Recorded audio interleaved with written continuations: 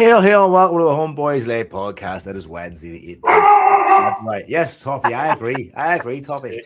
It is 8:15. I'm, of course, Joe McKenna, joined by Toffee, as you heard, and his the man that walks him, or I don't know if it's the other way around, Jason Higgins. Right there in Wishaw. Hail, hail. Hail, hail, brother. And joined by a man whose name is You Can Take Me Hatate Go. H-A-T-T-O-G-O, you can take it, go. What the fuck? See, Joe, you're not down with the kids. That's Chapel Room. I'm not down with the kids. My kids are older now. I mean, See. No, maybe lad's 10. He keeps on playing that song. Fucking End of Beginning. That fucking the lad from Stranger Things sings. Get fucking hot to go on. What a tune. I'll get that. I'll get that tomorrow. Scott McCory's going to be with us at some point now in the next maybe half an hour, so he'll be on too. And we've got a few bits to cover. We haven't been on. The last two games since we were on were Livingston and Kilmarnock. But to kick us off on a break note, Jason's going to fill us in on the update and the schedule for the Tommy Gemmell statue in Craig Newt. Jason, you want to take it away? Yep. Delighted to tell everybody. So that's it. We're on the final furlong. So if anybody that lives locally that's drove by the statue site, it's fucking looking amazing, right? So the walkway's been done, the new grass has been laid today, the paths are done, the bricks are ready to be updated with everybody's signatures on it. You know, everybody that's bought a brick. So that's going on in the next couple of days, and the plinth's actually up. So that's up, just waiting on the statue to come. And Big Martin and Mary, Tommy's wife, they're going down to Wales to the foundry tomorrow. And that's it. So basically, it's just waiting. So it's a week on Saturday, 28th of February, day before we play that mob. And 2 o'clock, Craig Newt, just up for the Mother Church. If anybody's coming, for Glasgow, just get the train and get the Lanark train and go off at Shield Muir, and it's a 1-minute walk. So 2 o'clock unveiling. There'll be a couple of speeches now. There's one of the local schools has got they've got a choir, and there was 100 applicants to get in the choir. I think there's a pipe band and there's all sorts, and we're just absolutely over the moon. So there'll be a lot of important dignitaries there as well, Danny McGrain, etc. So I am really looking forward to it, and I can't wait. And it's going to be a very proud day for Craig Newt. It's been a long time coming. That's about over 5 years. I've been involved in it during lockdown. I started in the committee. Big Martin McCrum, he was at the start. It was him and himself, basically. And then we got a committee together. And that's it. So it's been a lot of blood, sweat and tears, and a lot of arguing, a lot of greeting, a lot of everything. But we've got there, and I can't wait. So basically, it's going to be a very proud day. There'll be a dry eye in the house. And see, to be fair, we were at a meeting the other night, and Celtic haven't gave us a coin, right, which is no thing. But they're now trying to get involved with the media side, so we're taking I was just going to ask you about that, so we're taking them for what they can get. They're supplying a lot of the media, and hopefully they'll stream it live for us, etc. But so they're chatting in with set of media equipment, etc. So but it's all systems go, and it's a big thanks to a lot of the listeners here have chucked money in, and a lot of supporters, clubs, individuals. The fundraising we've been doing over the years, it's just all coming to fruition now. So we've raised well over 100 grand, and it needed that. And God love Andy Edwards, the sculptor, because he gave Martin a price pre-lockdown of 60 grand for the statue, and he kept it at that. Do you know what I mean? So that's amazing, because you know how much materials and that have increased in price, etc. So he kept that, and God love him. So, and what a job he's done. I actually seen a video of it last week, and it brought me to tears. It's unbelievable. It's stunning. You can see every wee crevice in his face and his hair and everything. Oh, it's unbelievable. Is it based off a particular picture or anything like that, though, Jason? Yeah. And Mary went down with Tommy's daughter, right? And they went into his, what would you call it? What would you call a sculptor's domain? What would it be? I don't know. A studio? Studio, right? In his studio. That's it, right. So they went into his studio, and Tommy's daughter was there, and he said, "What that pose?" And he fucking went to the whatever the blank is of Tommy, whatever you call it, the model or whatever, and started doing things to his face because of her standing there. The guy's a genius, no, just artistic beyond belief. And so he changed some of his facial figures because he's daughter, what he got for his daughter as well. Unbelievable. It's going to be different for all the other Celtic statues. There's going to be some nuances, but it's going to be unbelievable. See driving back, I drove by it last night on the way back to the meeting. See the plinth. The plinth is about 5 or 6 foot off the ground. Wow. And used to go on top of that. It's going to be incredible. Can't wait. So I'm absolutely delighted. So anybody, tell your supporters, buses, any chats you're in or whatever, all are welcome. It's a 2 o'clock at Craignick. I'm sure the King Ludlow got a right good turn that day. Well deserved or not. So I can't wait.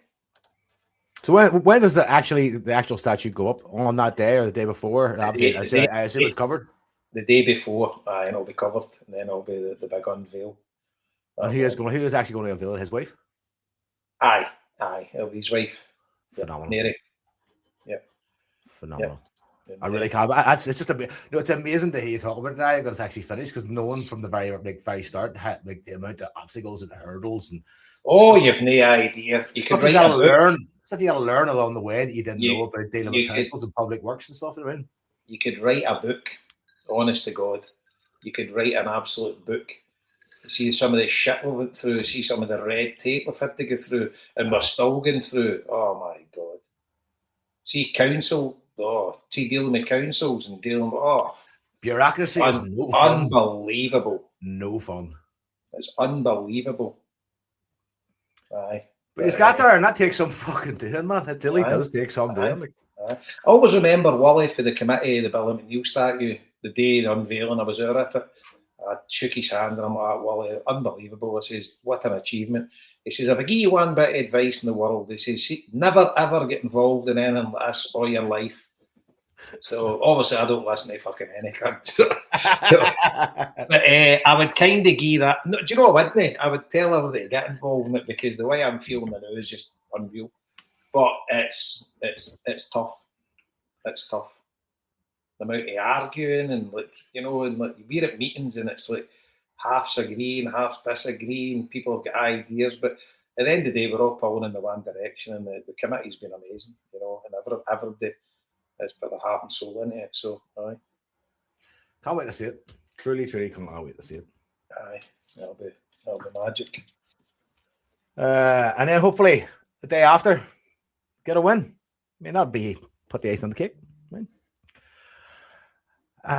Phenomenal. It's a great way to start the show. Positivity. Love it.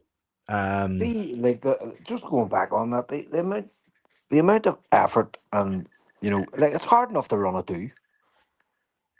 Do you know what I mean? If you're organising a do, it's tough, but they actually put a statue up to somebody is phenomenal.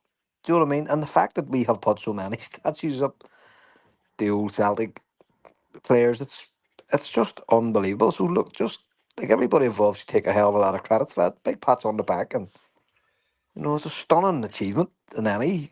It really is. It really is. Aye, it's like because it never happened without Martin for a kick-off starting it off, and then I phoned him during lockdown because I'm like, I wonder what's happened to that statue. I'll just take a back seat. He'll deal with it all. And then I phoned him and he's like, nothing, Jason. He says it's just kind of just me and plodding about. And he says there's nothing happening. So I says, right, well, I'll get involved and we'll get a committee together and bring it. So the next thing. There was loads of us getting involved, and then it just started growing arms and legs. And the hard stuff's raising the money, and you can't keep going back to the same well, but the local community has been unbelievable. But not just that, the wider Celtic support as well, and some non-Celtic supporters as well, just local people. But vast majority Celtic supporters, the amount of money, see like just supporters clubs putting £300, £400, £500 in here and there, and us and our listeners.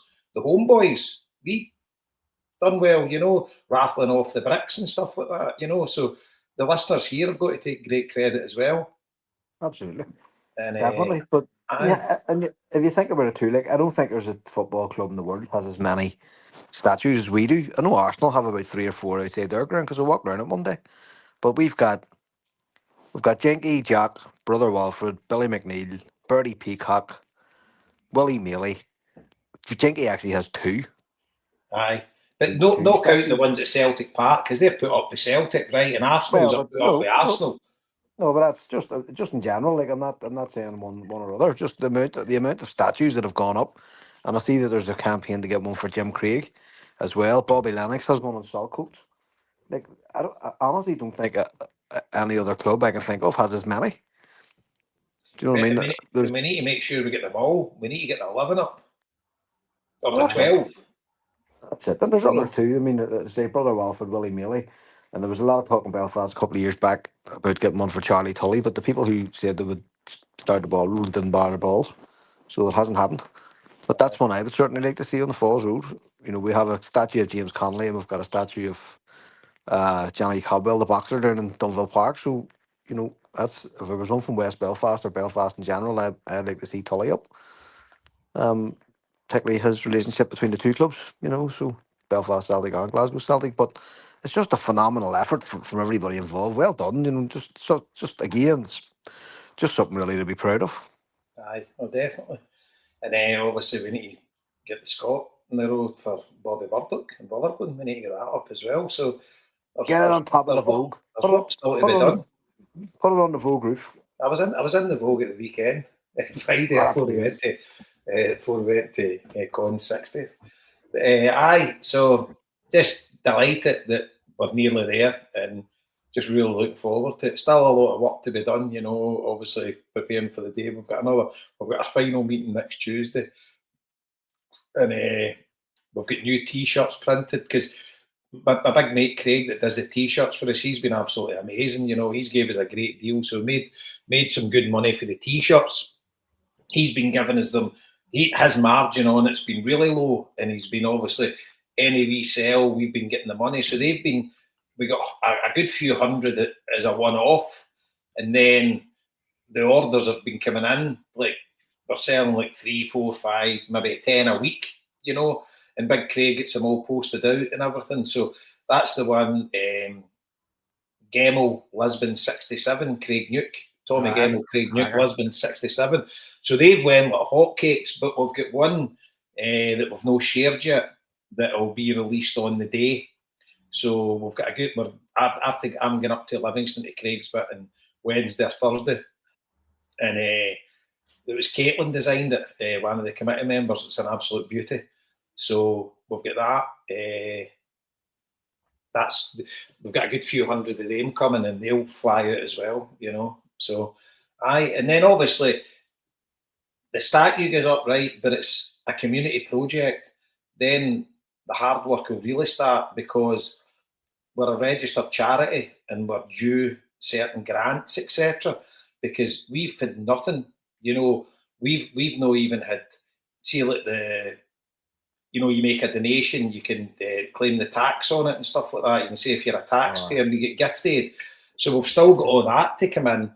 As I say, we're just at the bare bones. We don't have a button left. You know, everything has been donations, and we're basically skint, but we've got money to come in.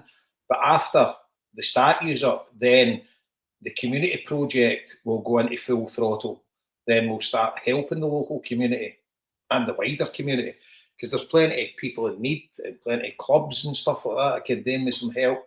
So hopefully it'll go from strength to strength, and we'll be able to help those less fortunate as well. And obviously what Brother Wolf started all the years ago and just continue, and what the HomeBhoys do every year as well. So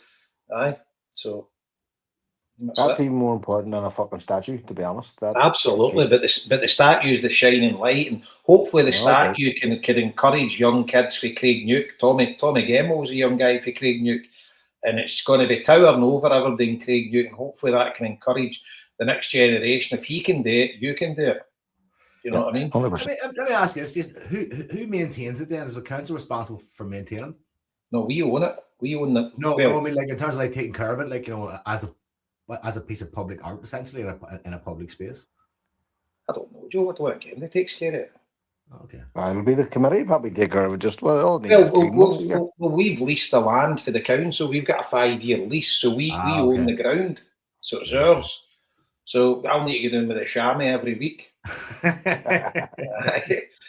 And I was saying, because we're thinking about the night before it, and we're saying, right, what do we do? Do we get a security guard or whatever? Because you're obviously panicking. Say it gets vandalised or whatever the night. I mean, the Billy McNeil has been there for years and nobody's touched it, and I would like to think nobody would be that way inclined to do anything, right? And there is CCTV pointing at it, but you just worry. So it says my kids will be able to actually say my dad guard statues, because we were going to take a couple of hours shift each, get in at night and just sit there, because the last thing you'd need is anything untoward to happen like the night before the unveiling. Get the hawk. Get the hawk. Fuck, don't be getting that. Hawk will stay up all night. Are you fucking crazy? Don't look like this. If you put the hawk guard in the statue will get up and walk away. Oh, fuck. What's this fucking stupidest idea I've ever heard me come off with? So, I just think he'd be menacing enough to stop anybody even thinking about going near this. he would talk the fucking ears of this. He would talk the ears of the statue. The statue would melt. Fuck's sake, you mad? Or he'd melt it down and sell the fucking thing. Hockey's en route, don't worry. Amazing. It's amazing to hear just now. I really can't wait for it to kind of, be shown to everybody, and be unveiled. I really can't wait to see that. Cannot wait. So, we get on with the breathtaking issue of football and the festivities. Yeah, and the fact that we're all going to need heart medication by the end of this season. Last two games since we were on was Livingston and Kilmarnock. Jason, were you at the Livingston game? Yep. Right. I mean, my recollection was it should have been 6-0 in the first 40 minutes to us, but their keeper pulled off a bunch of great saves. And then suddenly you're 1-0 down. The penalty. Oh, no, sorry, not 1-0 down. Sorry, you're 1-0 up. Aye. And then it's fucking, you're thinking, right, well, let's go on and get more. And it sort of stifled a wee bit. And then you're one each with the penalty. And then you're biting your fingernails like you've been biting them for fucking weeks on end for most games. And the Ox just turns up and pulls an absolute belter out of the bag. And you're going bananas. Thinking, is this really happening? Does this keep on happening? Can this keep on happening? The atmosphere, I couldn't really tell when I was watching the TV. Jason, what was it like for you? Grim, just like every game at Celtic Park. Absolutely awful. It was all right near the end when Oxley Chamberlain came on, but the atmosphere at Celtic Park. I'm meeting a Stuttgart fan tomorrow. He's got a 14-year-old daughter, and he's devastated because the Green Brigade are banned, and they're still banned. And he was here in 2003, and he still talks about the atmosphere. And he says, I can't wait to bring my daughter. I said, it's some bad news for you, mate. And I sent him photos of the green sheets, and he's like, you're kidding me on. So he'll be in the Celtic end tomorrow. Seems a nice fella.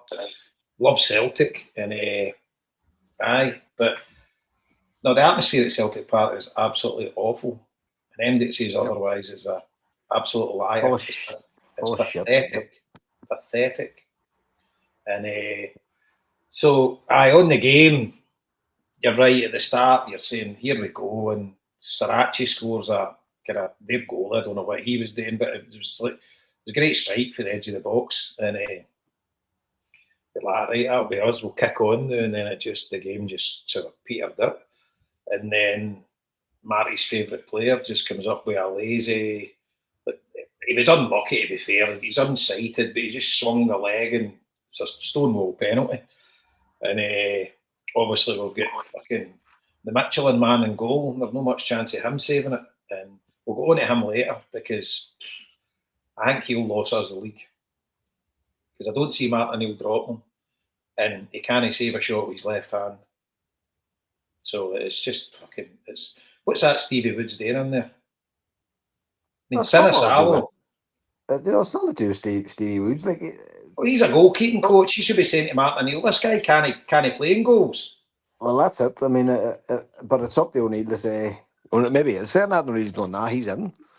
Do you know what I mean? So it's like, a blind man, the galloping horse can see what's happening. He's refusing to. O'Neill has come out and said it publicly that he's had to have an injection. So he's fucking. You know what I mean? He's not putting himself under any stresses on that side. You know what I mean? It's shocking. It's like, It's But awful. O'Neill did that. O'Neill did that before when O'Neill was here. If you remember, he Oh, destroyed Johan. He destroyed Johan Mjallby. Johan Mjallby was never the fucking same because O'Neill wouldn't let him rest. He just kept injecting his knee, and Mjallby was out of football in 2 years. Do you know what I mean? He went to Levante, and that was him. He's finished. Look at O'Neill's track record with goalkeepers. Fucking hell. Shocking to know. Absolutely He shocking. couldn't have fun one if he fell down his chimney. It really is. Useless. Poor, like, so, and this is the point, right? So, any game we go into, we're going to give up goals. Our defense is really poor. Like, it's you wonder, like, we're playing them European games and they look great, and then they're just diabolical at home, or on our own soil, like we should be dominating. The midfield is the same. There's no cover in the midfield, so the fans are probably going, well, sure, you're not stopping. You couldn't fucking keep a chicken fucking out of a coop here at the minute anyway. So, all the balls are flying back at us. We're so weak on set pieces. It's actually frightening. You know what I mean? It's nuts. And Liam Scales has been really poor since he was left out of the team by Nancy. He was flying all year, and then once he was left out, he never really regained the same form. So that puts pressure on your forwards because you're going to give up goals. Therefore, you have to fucking score more than you're going to give. And actually, Chamberlain coming into the midfield is a good thing. You know what I mean? It's a good move. He's a good player. He seems to be fit enough. No real issues with him there. Obviously, has an eye for a goal, but he's not really like a. He would be more like a box to box type of guy to me. More like a Petrov rather than a defensive midfielder like a Wanyama or something like that. So it's really the team is so through together. Do you know what I mean? It just seems as if we're just trying to see what will fucking stick. And for your fullback to be coming up here winning goal, in the 97th minute, how often would that happen ever in football? Like, so it was a touch of good fortune. But the first half, to go back, we're still on Livingston, aye. So, but the thing with Livingston is right. So, they equalise with the penalty, right, and they just stick 10 men behind the ball, 11 men behind the ball, and we just have got no idea how to break them down. We had the whole first half there, Jason, was just rain shots on them. Aye, their goalie made a few cracking saves. To be fair, yeah, their goalie was brilliant. If you looked at the stats at the end of the match, it was mental how we hadn't been streets ahead. But again, you have a lot of players coming in who don't know each other, and players are out of form as well. Just our own players who were here already are just completely out of form. And Hatate giving up that penalty, I know, like, it was fucking idiocy what he done. He really didn't have to do anything. Like, that all he had to do was either stand up and head the ball, or, I mean, if he'd have stood still, the defender was going to put him on his arse, so he'd have got a free kick. He would have probably got a free kick out. You know what I mean? So it was like the last thing you would do is just swing your foot at the ball for no reason. I mean, surely, like, I know he was looking away from the defender, but you would feel him. You know what I mean? You would know. Surely he should have spatial awareness as to who's around him or where they are. Like, fucking hell, to me, that's totally, it's like simple. Just know where your man is. A quick glance and see what's going on. It was just fucking daft. And nobody, like, we've given up some penalties this year that just are disgraceful. You know what I mean? Like, that the decisions aren't going for us. Decisions are all going the one way, but not one there. You just couldn't fucking argue. You could just see everybody going off our fuck's sake. And do you know that Dyson Maeda hasn't scored a goal this season? Well, I was going to come on to the two of them. Like, him and Hatate are just done. Neither of the two of them should be in the team. And I know we're talking about Livingston, but that's what happened at the weekend there. I don't see Maeda. I'd still have Maeda in the team. I still think he tries, but he's obviously bang off form, but I think he still puts the effort in and he tracks back, and I think he'll be a starter for me. But I totally agree with you, Hatate. The regression in that guy is just incredible. He just doesn't want to be there. He's just down tools, and whatever reason Martin O'Neill keeps picking him, you've just got to say to yourself that he should be taken right out of the equation. Because Well, he's not, because O'Neill's press conference today, he was saying the same. He's going to get better and he's trying his best. See, to be fair, he was good in O'Neill's first stint this season. He did get a tune out. He was decent then. That was his best spell of the season, which wouldn't be hard, but he was really good. But he's an empty jacket. You know, he's like. But get back to the Livingston game. See that second half? That was awful. See, watching it, we just refused to shoot.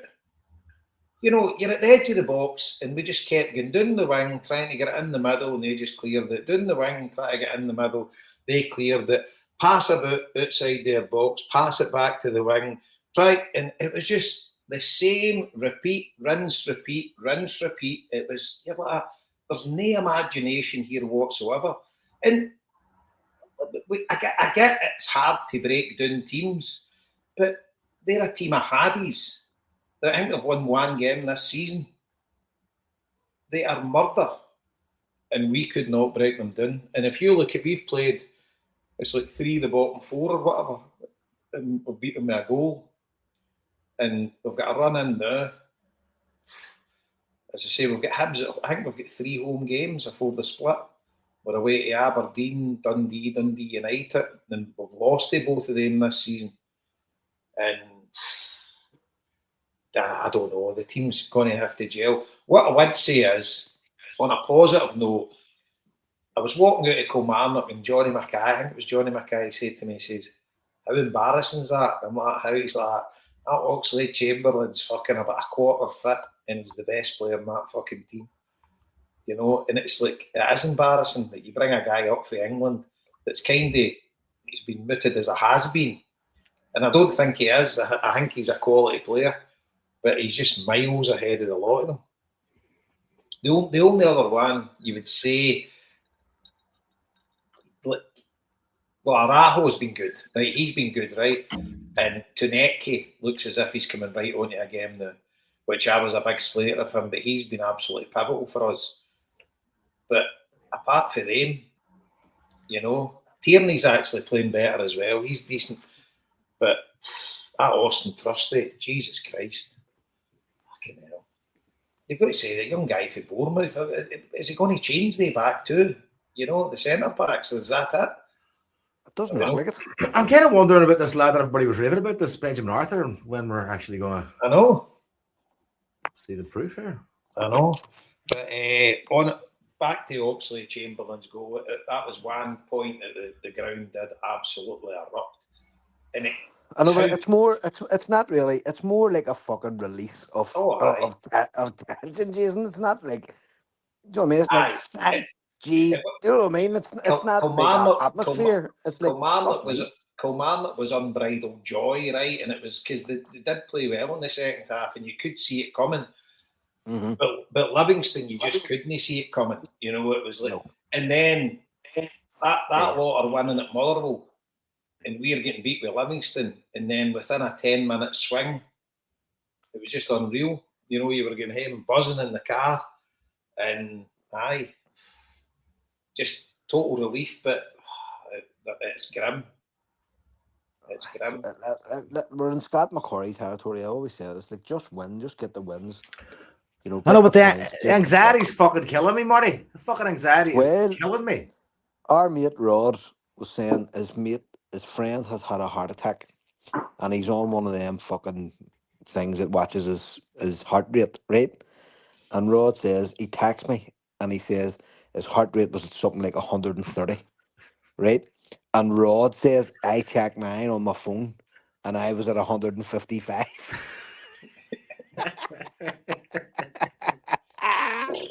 Like, there's going to be casualties for the season's over. I'm sitting here on Sunday, watching that match on Sunday from fucking word go, and I was fucking absolutely my heart in my mouth. Do you know what I mean? It was fucking wild. And as Jason says, the two games, the Livingston game and the Kilmarnock game, were a bit different. Whereas we just looked as if we were going to get fucking tore apart in the Kilmarnock game. We were awful. Do you know what I mean? And as I say, what I was going to say earlier on was O'Neill just started the wrong fucking team, and he eventually got his team right. Do you know what I mean? In the second half, as Jason says, was you were more expectant. You were going, right, we can do this. Do you know what I mean? We've got attacking players who actually know what they're fucking doing at the minute on the pitch. You know, so we're in Scott McCorry territory. We're in just fucking win. You know, and hope that there's slip ups elsewhere as well. I was watching. Let me just check here. A cup match is on the night, and Aberdeen are beating Motherwell at half time. 1-0. Oh, Yep, 1-0. It's a bummer for Motherwell, but into Stephen Welsh, we played him against fucking Auchinleck Talbot, so he's cup I tied know, for and he them. can't play the cup. What the fuck? Like, it was the strangest fucking thing in the window, like that in a mental window. That was definitely the weirdest fucking thing. What the fuck? What was the point? Crazy, like absolutely mad. well, it And was it you're was actually glad for one it. of the series of crazy crazy decisions during But that period. You know what I mean? you were actually glad for him personally that he got back out on loan again, because they could have kept him, just sat him on his hole until June. He wouldn't have been fucking surprised. It's mad, no fucking nuts. It's been just the maddest season out there. Fucking crazy. Bonkers. And you say to yourself, right, if we didn't get Nancy, right, we'd be out of sight. But if that mob didn't have Russell Martin, they would be out of sight. Aye. I mean, they had as big a disaster as we did with a manager. But they've had many disasters with managers, right? It's not a new thing for them. But this Danny Rowe's got a bit about him, and he's got a half decent team together, and they look as if they're starting to play well. They were winning, playing shite. They're actually playing decent now. Oh, And some here's the game. thing, here's the thing, Jason. They've only lost 2 matches. Aye. You know what I mean? So, like, for all the shit they've been, all the laughs we had against them, they actually weren't that bad. Like, we've lost more matches than fucking they have. You know, and it's mad too, because it's just as was said, if Nancy had a won an extra 2 games, we would have been ahead of Hearts. I think it's fucking nuts. Aye. It's not because the standard of the league's going up. Like, everybody's coming down to their own shade level. Aye. I mean, You know what I mean? Hearts have actually done the best out the rest, and only because us and them basically gave up a month and a half, 2 months of the season. I think Yeah. they drew something like 10 games under that Russell Martin, or 11 It games. was I can't fucking mind. mad. Like, nobody, like, the Huns aren't great either. Like, I'm watching them too, and they're shit. Like, they're fucking crap. Do you know what I mean? And it's just everybody just come down to that level, and Hearts are missing those players, Devlin and Shankland. Like, there's no doubt about it. If they lose the league this year, that's why. Mm. Aye. You know, it's because they've lost those really, really critical players, and that's what, like, it is one of the reasons why teams rarely split. Like, some our mates are saying today, it's always been the Huns, it's never been Hearts here. We need to take care of them, Hearts will take care of themselves, and that's really why. It's because no team in the SPL is really ever going to have a squad that's able for it. You know, that's able to do those 40 league games. Hearts split as 1 year, didn't they? They get second, maybe went to 2000, Newcastle. 2006, and the reason was because they had about 50 fucking players in their squad. Do you remember they brought in Aye. about they literally brought in a physical busload of Lithuanians. That's fine. When Aye. you're You half, know, it's your budget Now, coming on. I'm Rub it off. convinced. I'm convinced it was the last game of the second last game of the season. We chucked the game up there. Mind they beat us. Was it 3-1 or something? they get them in the second. Aye. The Because fucking laugh. we'd the league wrapped up. That day it was that was it the last game of the season. Anyway, one of the last games. My mate was over from Scotland on a stag, and one of the fellas in the fucking party was a Hun, and he was he was cheering Celtic, and everything was fucking mental. We were fucking stitches at him, stupid Hun cunt. But But I can like, I mind mean, that. that's I didn't go because I says I can't go to a game that I want Celtic to get beat. And we were in the pub, and half the pub was shouting on halves because the league was won. But that's it. Like, but we won the league way early, didn't we? We won at Kilmarnock that year, didn't we?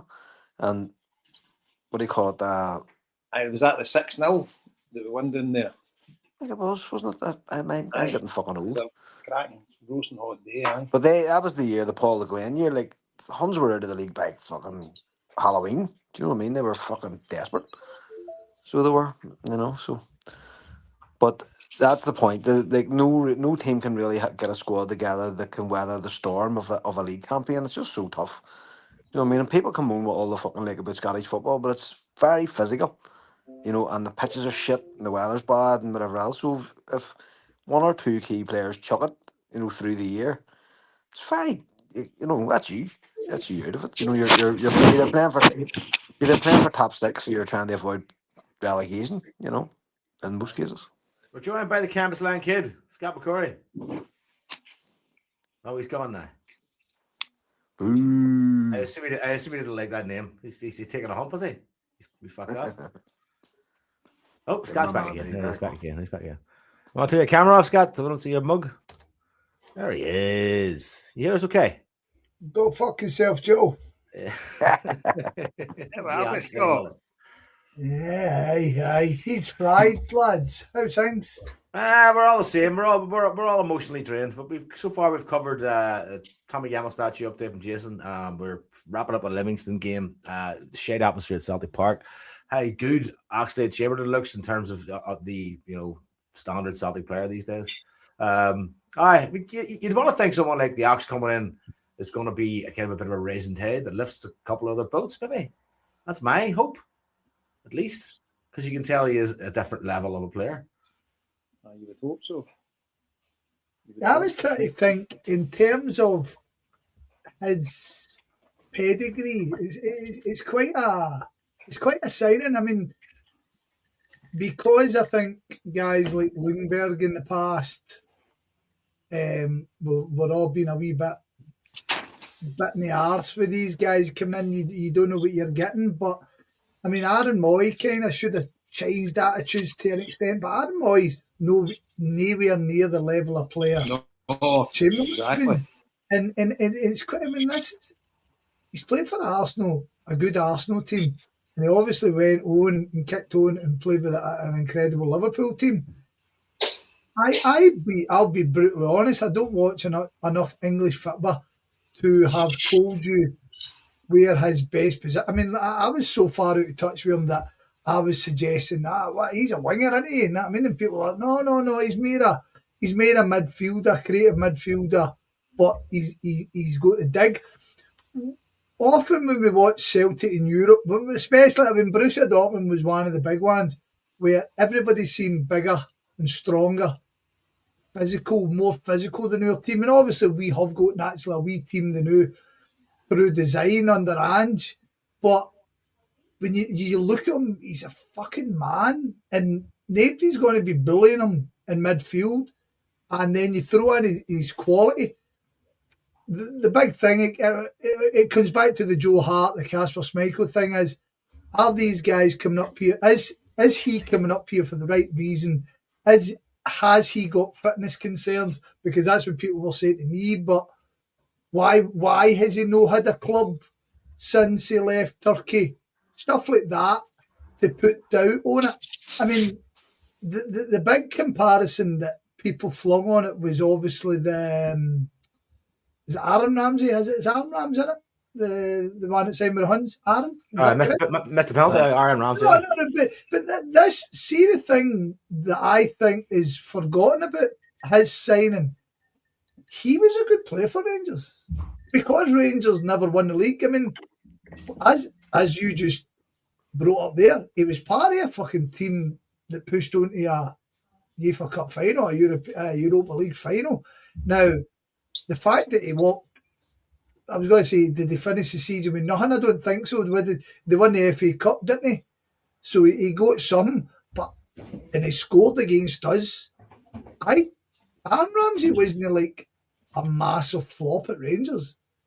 because obviously the financial outlay and the fact that they never won the league or they never won that European Cup will always go against them. So it was quite a mad thing to use against Chamberlain in terms of he's going to flop. Look what Aaron Ramsey done.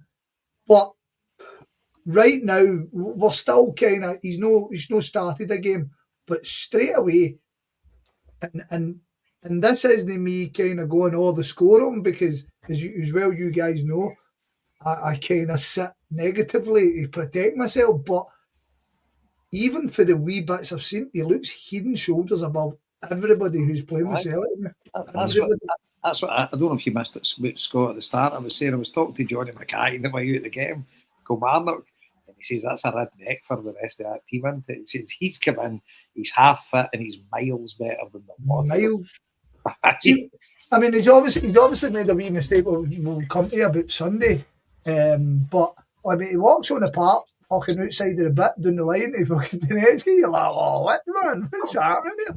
Nah, he's touch wood. He's a guy who's kind of going to push his over the line. He's obviously got a winner's attitude. He's played in bigger games than he's going to be playing in the next few weeks. So we need to get him in the team for Sunday, ultimately, because obviously he can't play the next two European games. But he needs to. I think he needs to start. And yeah, I dare say you've already kind of wired into Hatate and whoever else and Negrin and stuff like that. And I can't foresee that fucking trajectory changing once we get to Kilmarnock. We never mentioned Negrin, to be fair, but I mean, well, I'll come with it. he is a total enigma. I mean, I would have him every one of my team sheets because he's a top goal scorer, but the rest of his game, fucking hell, he's all over the place. But he just pops up with the goals and it's worth its weight in gold. He nearly scores every week for us. No, there is no doubt in that, and we've spoke about it already, and it would be really good down the line if you ever get a chance to speak to Brendan Rodgers. But this is how I've taken this situation, and I think I've already said it on here. So again, I apologise. I know we kind of reiterate things quite a bit on here, but we took out so much attacking talent from our team of last season, and obviously Maeda falling out. But I didn't think Negrin fitted into how Rodgers really wanted to play. But as you rightly said, for all his down points, he knows where the goal is. He's got one of the knacks of knowing to be in the right position, definitely. Which then in turn means you can't fucking drop him.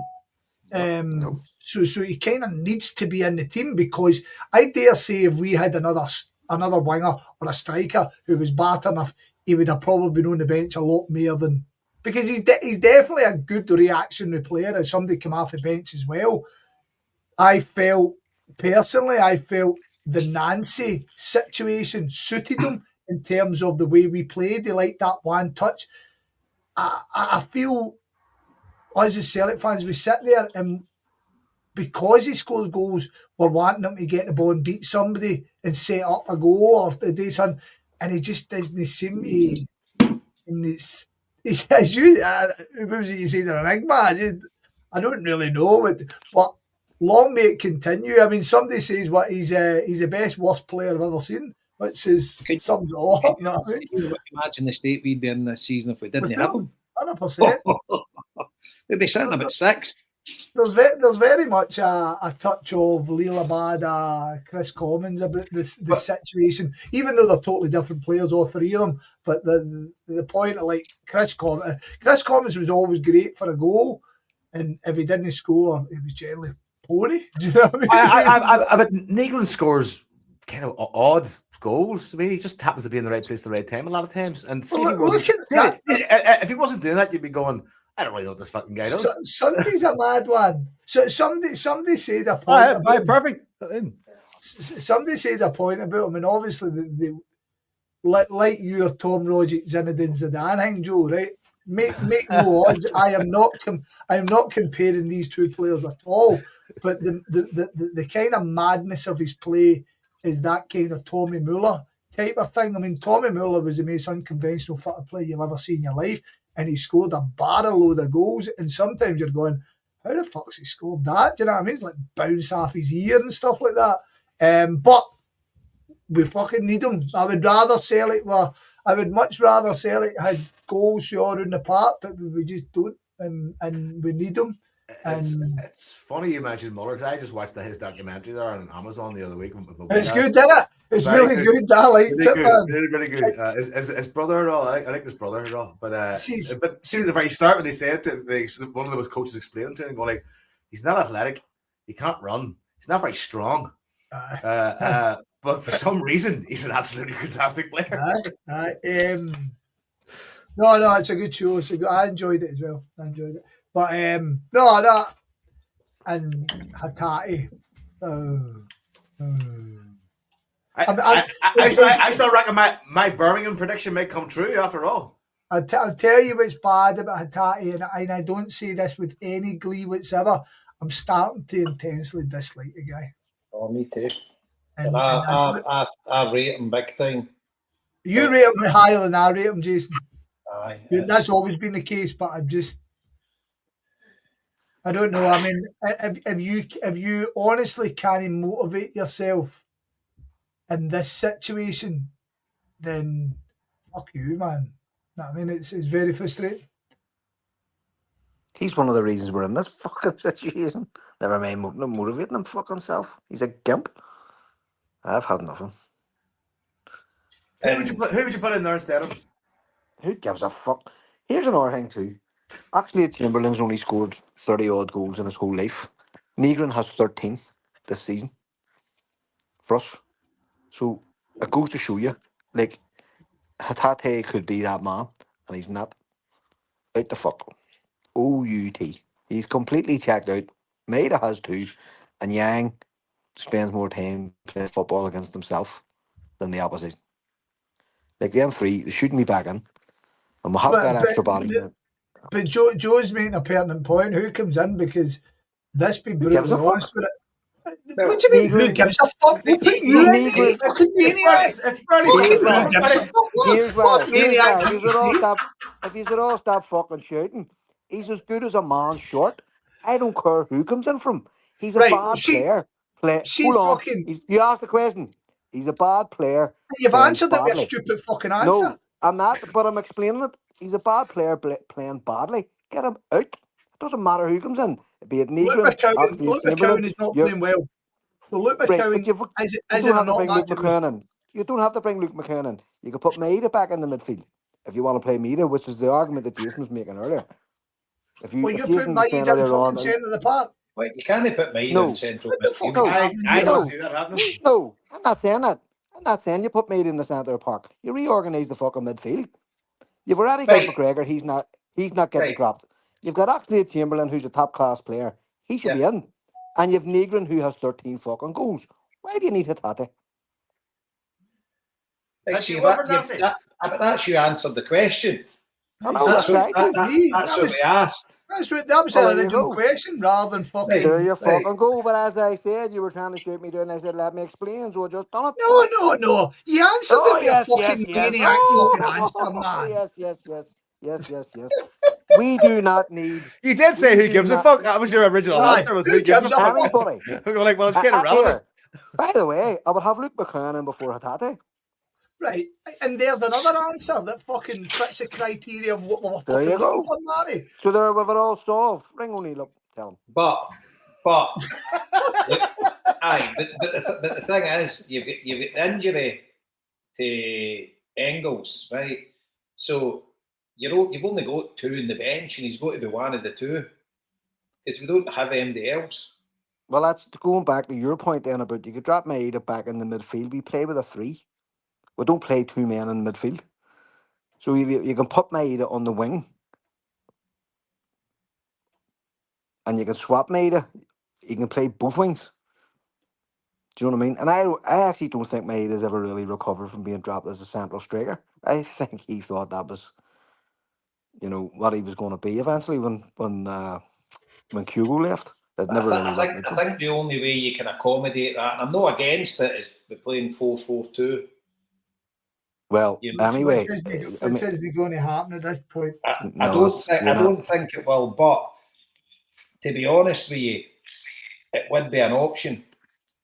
Because the irony, and I think we'll come to it, Jason. I think once we kind of get all the fixtures out the way, what we're talking about here, but as mad as it, and I don't think it will happen. I think Big Tam playing alongside exactly, that was going to be my point. Outstanding. Sorry, mate, I pissed on you, but that's no. That is going to hit up the weekend. No, but I think Big Tam with somebody next to him would be brilliant. So Nanias are actually taking a shot at his name then, are we? Have we just gone into Spankara? Is it Spankara? But definitely Spankara. But here, but big Tom suits him. Fuck's sake, that's class. His name's Tam and he's big. Fuck's sake, what? I mean, we call you Specky Marty for a reason. But here, Jason, it's actually not a mad point. I actually think if he thought he could get away with it, O'Neill would play a 4-4-2. Yeah. I think that's his natural instinct. You know, that's just because of what happened with Nancy and because he changed the system so quickly. I actually think that's playing on O'Neill's mind. And he's going, I actually don't want to fucking change this, but I'd like to. Yeah. Do you know, because that was a lot of the complaints where, you know, they swapped this system and nobody knew where the fuck them were. But I think if he thought he could do it, he would do it. I don't know if Callum McGregor, and maybe I'm doing him a disservice, I don't know how he would react in being one of two. No, I agree. I mean, he's been playing that whole way his whole life. It's really it goes back to what your Brian McColligan was saying on the podcast. He says these guys are tuned into playing exactly that way. But let's face it, the way we're playing the now with the midfield, fucking none of them know what the other one's doing because they're no joined up approach with them. There's where I would kind of come back to what we were talking about Hatate, right? So, I mean, Paul, Irishman in Porto, he's put a comment on it, and then I noticed we were kind of talking on Twitter about the same thing, right? And Hatate's a guy that to put my summary first is he's a exceptional player on his day. I think his day is far too inconsistent for me to rely on. So I've never been overly a great Hatate fan. I think he's a torn-faced cunt and all, do you know what I mean? But it's kind of non-existent now, Scott, so that's the main point. Yeah. But what frustrates me about him, and he was the guy that was always allowed the exception to losing the ball because he was trying the killer ball. He was giving the ball away. And again, I've told this, I missed the Aberdeen game with the Wains of the tournament, the start of the season, and I went back and watched it because somebody said to me Scales was terrible. And Scales looked fine to me, apart from 2 passes, but Hatate was god awful. Like, just so slack in the ball. And it wasn't coming for him trying, it was just... And what became so weird to me that day was his awareness on the pitch is awful. He doesn't know who's around him. And see, since he's playing badly, it's so apparent that he does not know who's behind him. There was the Livingston game where he was trying dummies at the edge of the box, right? And I love it. A dummy comes off, it's brilliant. There's a guy stunning on him. He's stunning right up his arse and he tries a dummy. And I was like, there's only one fucking dummy in this situation. You know, and then he lost the ball in the pitch, he kicks the guy in the box. All it takes is, mate, any of fucking Wayne's going to football, anybody's Wayne's are there, scan. They're that fucking famous word, right? To me and you, it's fucking look about, but scan the pitch. He does none of it. And he's frustrating the living daylights, and then you fling in the fact that he doesn't look arsed about it. I'm with Marty that I would take him out the team, yes. The frustration is nobody in midfield is taking up the mantle. Nobody. So that's why Chamberlain needs to go in soon. We can't leave it any longer. He needs to come in on Sunday. And you add to that, Scott, the Bologna away game, they fucking 2 bookings. Jesus Christ, especially the second. You're just like, 100%. Find a month's wages. You've just threw your team under a fucking bus there for nothing. Mate, you think about how good Chris Sutton was for Celtic, and we all know somebody who goes, remember that time he gave up at Ibrox? I mean, we all know that person that says that. And honestly, all the good things that Tati's done, I'll be looking at it going, he chucked that. He fucking chucked that, man. The stupidest thing. And we got ourselves in such a good position. And as Martin is, we could have won that game and it just changed. But alas, it is what it is. Tati, it's frustrating to say, I think his time's done at Celtic. It's what we do now. Somebody said in the chat there, Glasgow Rebel said, I would rather give a younger player. I mean, see that wee guy, McCardle, I'm really surprised. He never, since he came back from Bristol, I'm really surprised how he's not even kind of got a wee chance here and there, because a wee bit of freshness and a wee bit of, because I always think, see when you bring a young guy into the team sometimes I stress, try harder because they've got to try harder for this guy to protect him, to allow him to be that expressiveness. But I don't know. I mean, Chamberlain right now is a guy I'm relying on. It really is. See when he been doing fucking Sunday, my ass was, I was like, oh no. I know. That'd have just been that. But young McCardle, but see, let's face it, Martin O'Neill is no that guy that's going to do that. He never done it. No, he done it with McGeady, didn't he? But McGeady was one out of how many, was he here 6 years or something? How many years was it Celtic first time? 5? Sean Maloney. It's a 2. Steve McManus. It doesn't date much. Right, all right. Aberdeen are 2-0 up. There we go. That's a cup, isn't it? Yeah, cup match. But the pitch doesn't look too fucking bad for all their fucking call-offs and fucking all the rest of it. The pitch looks okay, I have to say. So, are we talking about Kilmarnock? Because this one could kill us, man. Yes. Go for it. That first half was fucking mental, right? So there's as we know, right? I think this podcast, more than any other podcast, would be bigger defenders of Liam Scales. At the weekend there, whilst the midfield hung the boot to dry, the two boys in the centre of the defence had fucking abominations, man. That first half, the midfield. So McGregor comes in to get the ball. So he brings the play up. Hatate and Negrin don't show enough for the ball. They almost stand beside the markers, but they don't even push on. They don't even cheat to try and push on and kind of make space. So they stand there and allow. And we ended up playing, in the first half, we ended up playing all our game in our half, in our last third. And it caused chaos. And it was so easy for Kilmarnock just to show the effort, just to know where the bounce of the ball was going and stuff. And honestly, that first half is as bad as you'll see Celtic ever. Hopefully not. I mean, it was garbage. Really, really garbage. The 2 goals were stinking. Schmeichel, people keep telling me goalies are told to fucking lead with that horn, but fucking hell, man. I thought Tierney could have cleared it off the line. He probably thinks Schmeichel's go at it. The first goal's a shambles. The second goal's fucking worse. Fucking. And the second half is like a total different football game for that first half. And again, to come back to Hatate, after that, he can't be considered a starter again at this point. I presume you were there, J-Boy? Aye. Well, that's some atmosphere as well, wasn't there? Aye, the fans were brilliant, you know. And by the way, there was one bit in the second half that when the team came out, even the first 5 minutes, I actually went on my phone and stuck a 5 on Celtic to win the game. It was 70-71. But there was one bit the crowd started singing like the full end when we were 2-0 down. And I've no doubt that helped get the team over the line.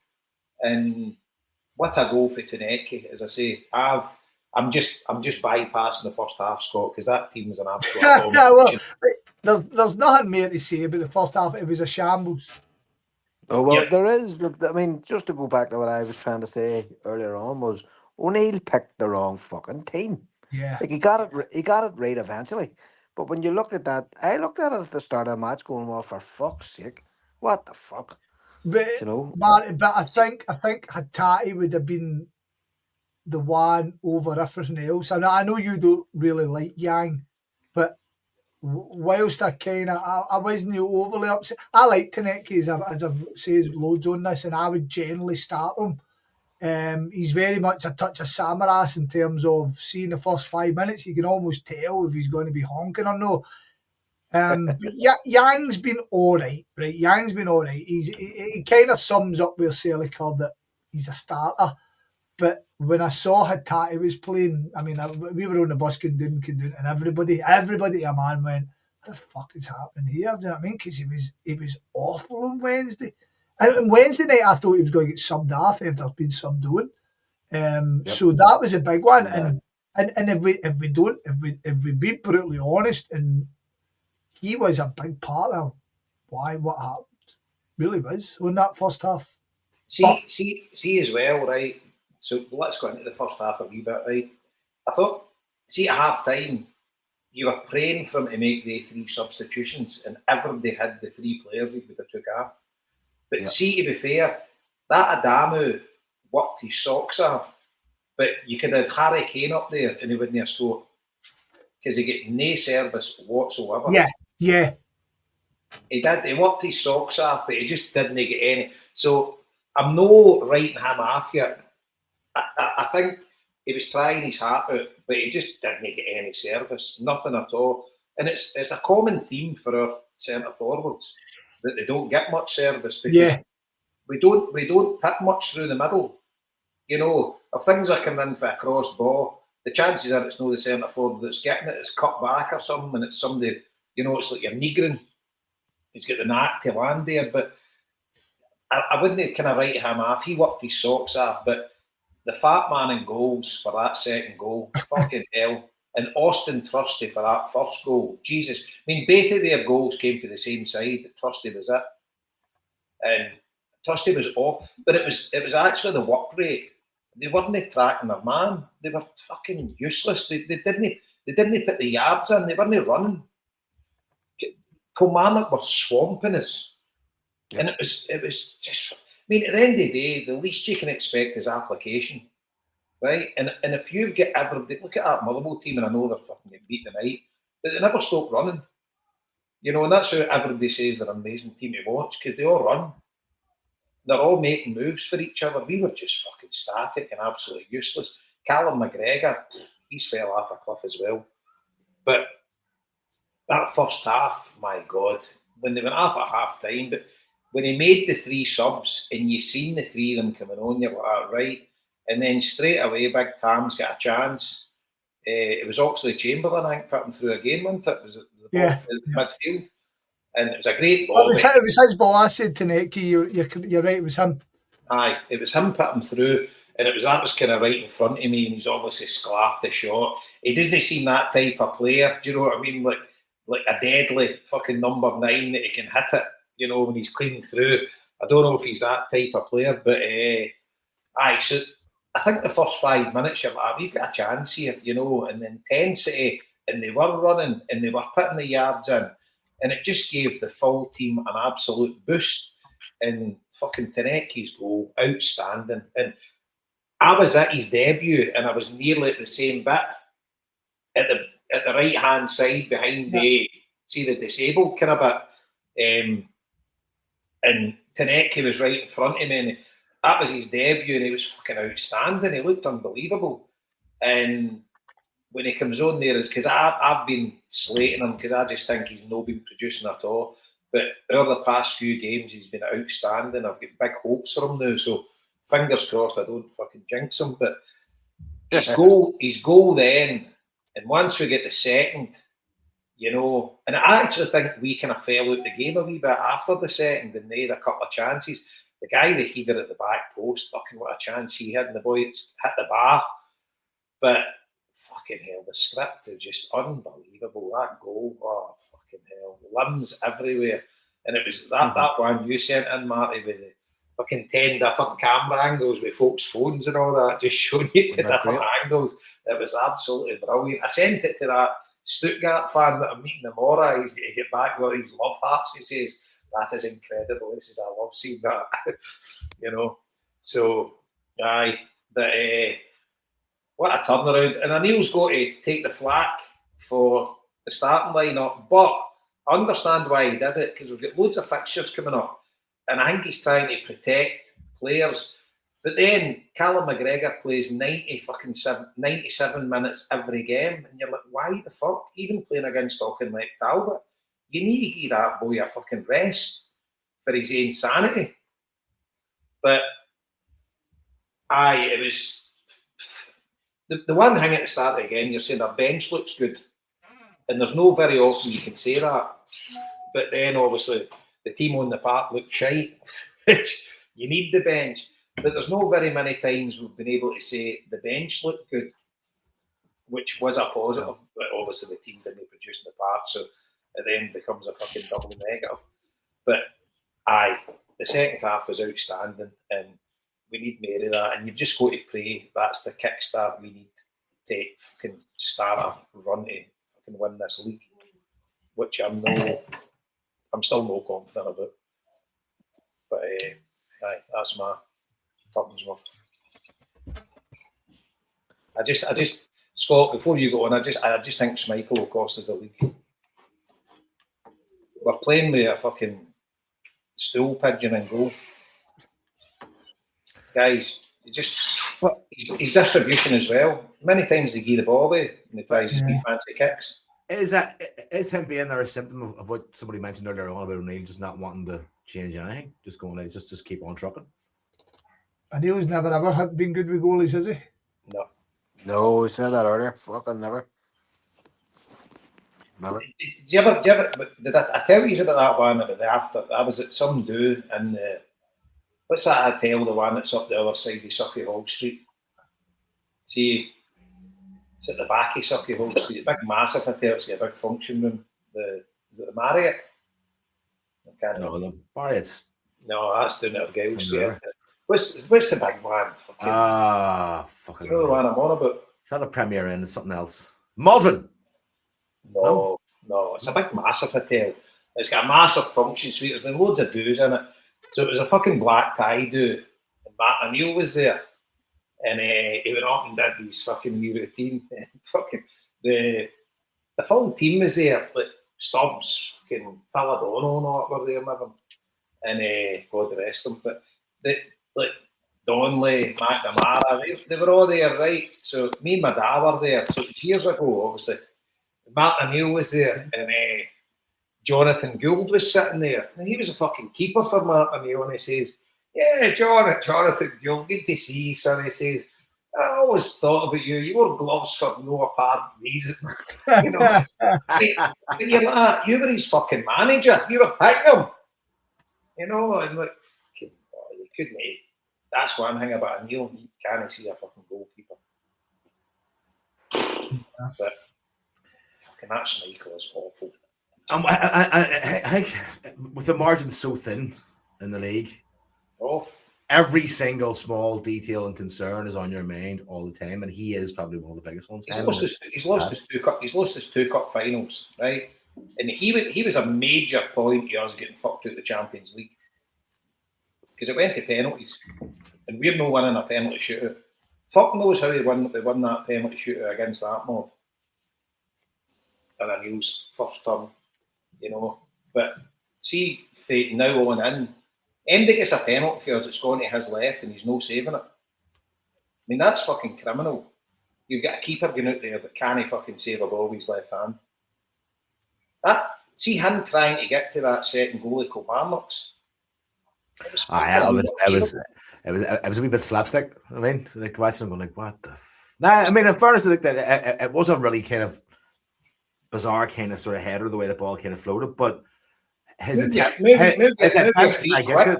Move your feet quick, it's fucking easy save. His attempt to try and get to it just it looked like his right hand. It looked like slow motion. He looked like a guy that'd been on the bevy for 5 days and waking up my stupor and trying to get into the toilet. Though, like fucking doesn't know where he is.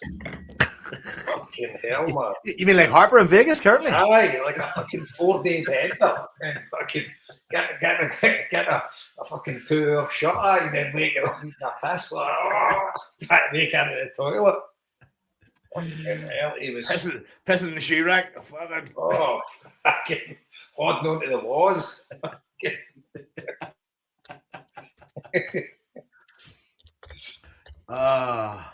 I mean, you're right. I mean, the script for that game was unbelievable. Do you think the same as me, or am I going overboard at how bad he is? I was willing to give him the benefit of the doubt to a certain degree, right? But after Sunday, I felt like something's got to change here. This guy is just so clearly off it.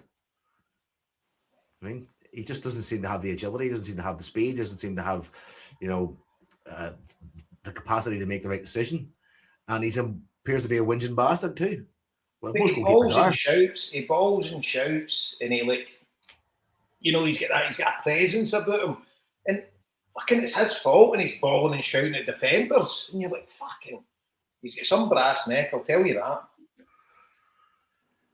I don't know if that keeps him. I don't rate the other boy. Well, I don't think we've seen enough of him, Scott. He's never run the team. No, aye. That's pardon the pun, but you've got to kind of grab your fucking chance, didn't you? And I don't think he has. But to come back to something you spoke about just there, Jason, whilst I wasn't upset at Adamu starting, with hindsight, it was a kind of mad place to bring him in for. With hindsight, because so as much as you say he was kind of working enough, and he looks like somebody who would rather the ball kind of played in the channels or played over the top rather than bring it up and hold it up. Aye. So, I mean, what I was looking at, and also the fact that Big Tam has been there a few weeks and he's done a load of training, so he's kind of building a rapport with the guys around him.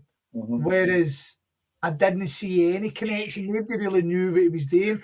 I mean, I was on the right-hand side of the goal, so the opposite side at the front, opposite side of where we scored and we all jumped in and all that part.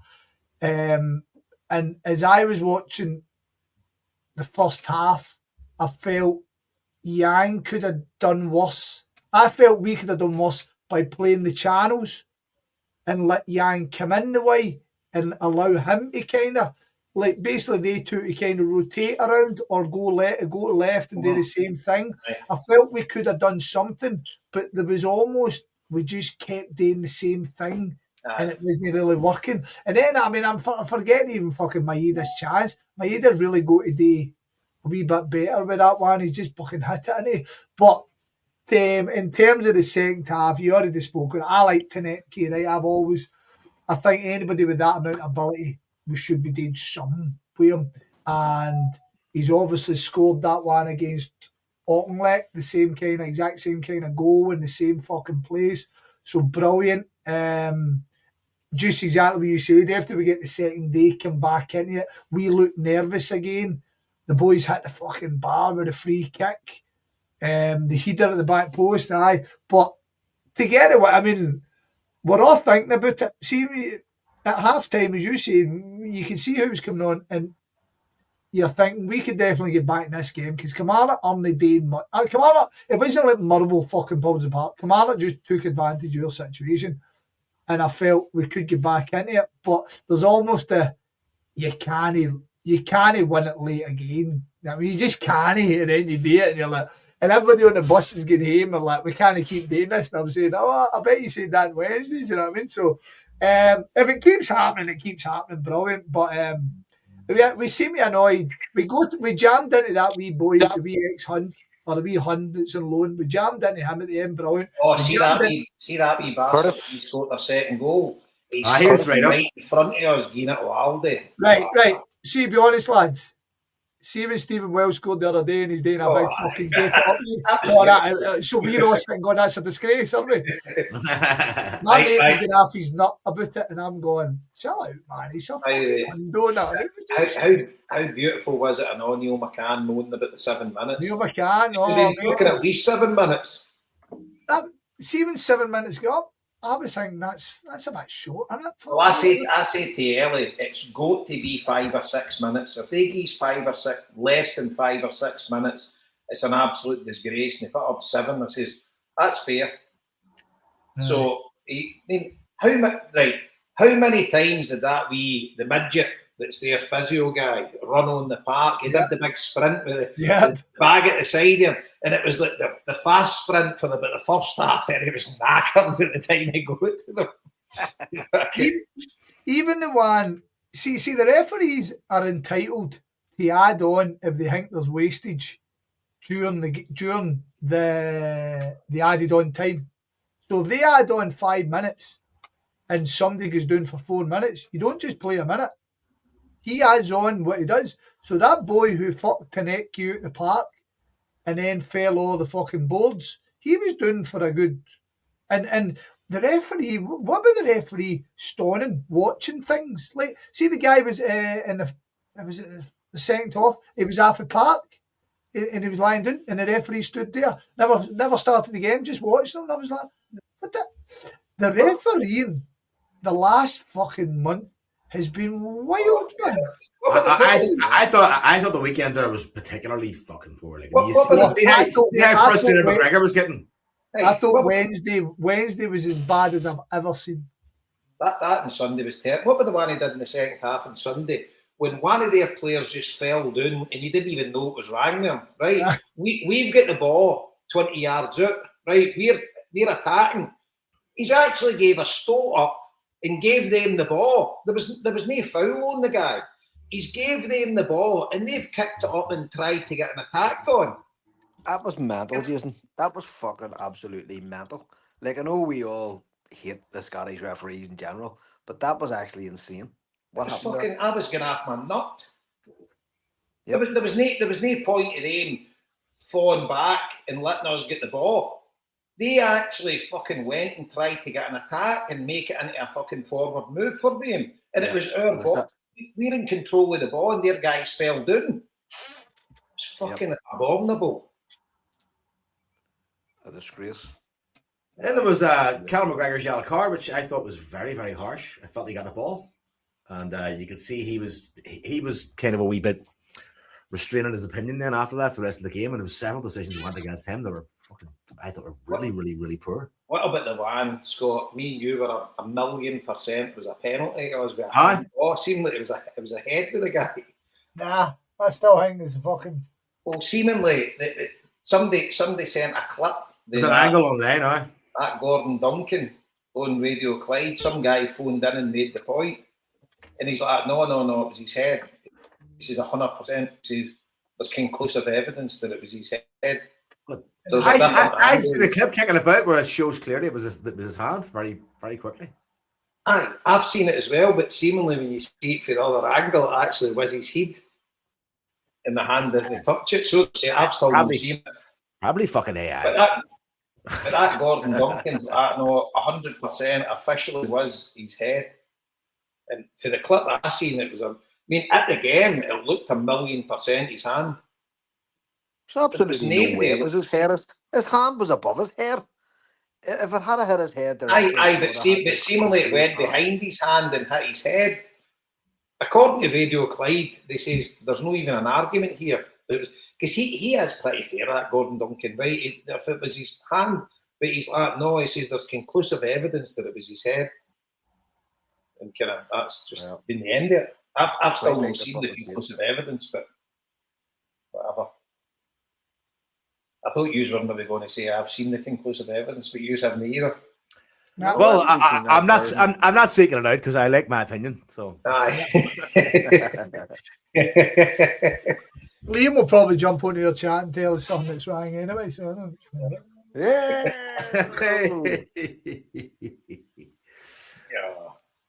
Yeah. So do we look forward now? What fucking other option have we got, Joe? Well, that's exactly. I'm just gathering consensus, Scott, to make sure it's all democratic. Well, that's kind of fucking Yeah, mental. Do you know what? I'm actually delighted Oxlade-Chamberlain isn't in the European squad. I know. Because keep him fucking fresh. Aye, definitely. We need him. We need him badly. He's see if we didn't have him in the team, I would think we would be still big underdogs to win the league. And it's a pity about Iheanacho. He seems to have just been. I'm assuming there's been word said, I'm not staying. Something happened there, Marty. So what is the drill there? Well, I don't know. I'm assuming he's told him he's not staying, so they went, well, fuck that then. There's no point playing you, sort of thing. Nah, shoot, that doesn't make any sense. Because like cutting off your nose and spite your face, that doesn't it? You've got a whole big bunch of fucking loan players now. But nothing really makes sense because he's fit. So what the fuck, like? When is when is Callum Osman possibly due back? Somebody mentioned March before. Is that not they're all coming back towards the end of the season, but they won't be able to get match fit, so there's no point in even fucking talking about them. That's quite something. It's the same with Carter Vickers. He's Norway, or Jada. You won't fucking see these until pre-season. Stupid, like see with the players we have now, they're the players we're going to have to rock with. So as Jason says, those players that you really, really need, you just hope don't get injured now. If you do, we're in fucking serious bother. Yeah, I mean, I think I know it's a European, but Engels Gundogan has been a fucking big blow, and Engels is a guy that fucking already half the support don't fucking rate anyways. You know what I mean? He's got legs. He's got legs. He runs. Aye. He does. And he's good, decent fucking corners and things like that too. Is he the end of March they're looking at? I think I said after the international week they were saying, but he's fairly match fit. He's been playing. Yeah. He's going to should be able to come straight back in. Aye. Yeah, you know what I mean. He shouldn't be like some of the other fucking cracks. But it has been a mad season for injuries, and all those injuries came around the same time. I know. Nancy was never going to do, but that and all said, it was a horrible run just at that kind of middle mark, of the first half of the season. So it's well, so the injuries overall like took out some really key players, and also like stifled the progress of someone like Osmond, who was fucking at that moment was really looking like he was coming on with something. Do you think as well? Do you think it was a master stroke with Emile taking Maeda off and bringing James on? Because I meant to mention James Forrest earlier on, Jason, when we were talking too. Like it's fucking shocking that we're still relying on this guy. Aye. At this point of his life. But thank fuck he's there, because see when you see him, I watched him very closely. He was playing out the right, and the ball fucking stuck to him for about 10 minutes. Every time it came to him, he never gave it away. Yeah, he sucked the life out of Kilmarnock. He was keeping the ball for 5, 6, 7 seconds at a time when maybe they were trying to pressurize us in midfield. Like that's the sort of shit football fans really don't ever notice, but it's so important at that level of the match. It was like 60, 70 minutes, and he was keeping it like high rate, high up the pitch, nowhere near our defence, nowhere near the keeper. And if you make a mistake there, it's much more forgivable than it does 20 yards back. Mm-hmm. And that type of player is just so important. When you're in a sort of a mad league. He's definitely an old hand. And he's kind of know the guy you want to be starting games, but see bringing him on the last 20 minutes, you can count on him, and there's a chance he'll get you a goal as well. There was a couple of chances with Kilmarnock when he cut inside, and it just the gap didn't come for him, but he would have had a pop, if it did. And for a guy who's been criticised for not having the legs anymore, I don't know. He comes on late in the game and players are more tired. He can still get to the byline. I mean, he still has the capacity to. He's not skipping past players. He's just tricking them and getting to the byline, getting the ball across quick. He doesn't have that speed anymore, but he's smart. That's Aye, that's what I mean. he's smart. He's He's smart with still it. got You know he's what I still mean? got a burst there 3-4 yards, to get by Aye, somebody. but he can't bomb down from the from the No. fullback position anymore. Them days are just over for him. But he's such a it's such a fucking bonus to have a player like that to bring on. Aye. See one thing as well to take you back, Scott. See when you mentioned about Oxley Chamberlain, you were looking at comparisons and stuff like that. Did any see the interview when he spoke about his dad would have drove him up to Celtic as soon as they found that Celtic were interested? I thought Aye, his that was interview was brilliant. excellent. That was very good. Well, I was, I think I was going to say earlier on, Scott, when you were saying that, trying to give him the benefit of the doubt was difficult because you were kind of comparing him to lots of other people. Once I was kind of thinking the same thing, going like, well, this guy hasn't got a team. He must be a prick. And then I watched the interview and I was like, oh, he seems like a sound fella. Aye. see the bit when he mentioned about his dad, right? And he said about Celtic's massive and whatever. And like, you just get a feeling that this is his Indian summer because Aye, he's bought him. he must have thought, this is me. I'm going to end up with fucking no disrespect, Pat, but I'm going to end up with Sheffield United or something like that. And it's like at his stage in his career, he doesn't want to be playing fucking Wednesday, Sunday, Wednesday, Saturday, or whatever, in that championship. Because I don't think many Premiership, maybe they did come in from, I don't know, but I think they would come in from now, because the thing is, see, saying that, Jason, it's really hard to fathom. Like, we've seen so many fucking Premiership teams based, so many shake players, and they're just full of money and they can do what they want. It is actually strange that none of the lower, like a West Ham or fucking even Everton or something like should that. have fucking bit the hand. I know he played You know what I mean? shite, but fucking hell. They could have Aye, definitely done totally. worse. Maybe he didn't Oh, want to go to a club like that. Maybe he wanted a different experience. I suppose was a wee bit like Joe Hart done, and he says that Joe Hart had done he said Joe Hart, a lot of legwork on. And I said that before. Joe Hart is our fucking spokesperson, isn't he? He's just like, one phone call to him and he'd go, get yourself up there. Then he gets up And the other, he's a Green Brigade band. He's like, where's this fucking atmosphere? but the other thing, Jason, is the fuck. It just popped in my head there. What the fuck was I going to say? I'm getting fucking out. No, the other thing was too is the Martin O'Neill factor. That O'Neill came out really publicly, quickly, as soon as we were linked, and said, "Yes, he is a player I want." And that, if you're a player listening to that, going, "Fuck," does he? This man who's really famous man wants me. So it must have made a bit of a difference for him. That part of it made a bit of a difference for it too. And I think as well, right? It might be me fucking green tinted specs, but see a guy like him. He's fucking obviously loaded, right? He's made fucking multi-millions out of his career. And his career was going nowhere. And he's got a chance to come to a massive football club and win things and have the adulation. And, see, you look at Araujo. Araujo's went to arguably the biggest league in the world with Bournemouth. It's kind of no work to it, but he's played a couple of games and whatever. And he's come up here and he's scored that goal and he's dived into the crowd. And he's like, he must be saying, I fucking died and went to heaven here. This is, you don't get that experience with other football clubs. There is fucking, although we are run by a gang of fucking degenerate fuckwits, but there is something about Celtic Football Club that's magical. It's the fucking fans. Oh, 100%. It is. But that Araujo, he's been brilliant, right? And I want to keep him. If there's is there an option to sign him? There's no option, but you would have thought that there'd be a chance of keeping come to an agreement, right? And if a club sends a player on loan, it's for two reasons. It's to get them to fuck, you know what I mean? It's to put them in the shop window to get them out, or it's to get them fit to come back.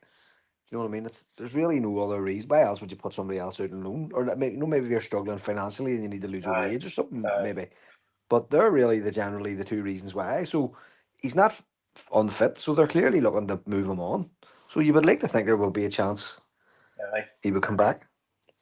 And it's like, mere days like that, if God willing, fucking the board fucking see sense and get Green Brigade back in soon, Whether that will happen, Scott, obviously we can go into, I don't know if you want to talk about the collective meeting and that in a wee bit, but if the club can get their fucking heat out their arse and get the Green Brigade back into the stadium and get Celtic Park fucking rocking for this run into to try and win the league.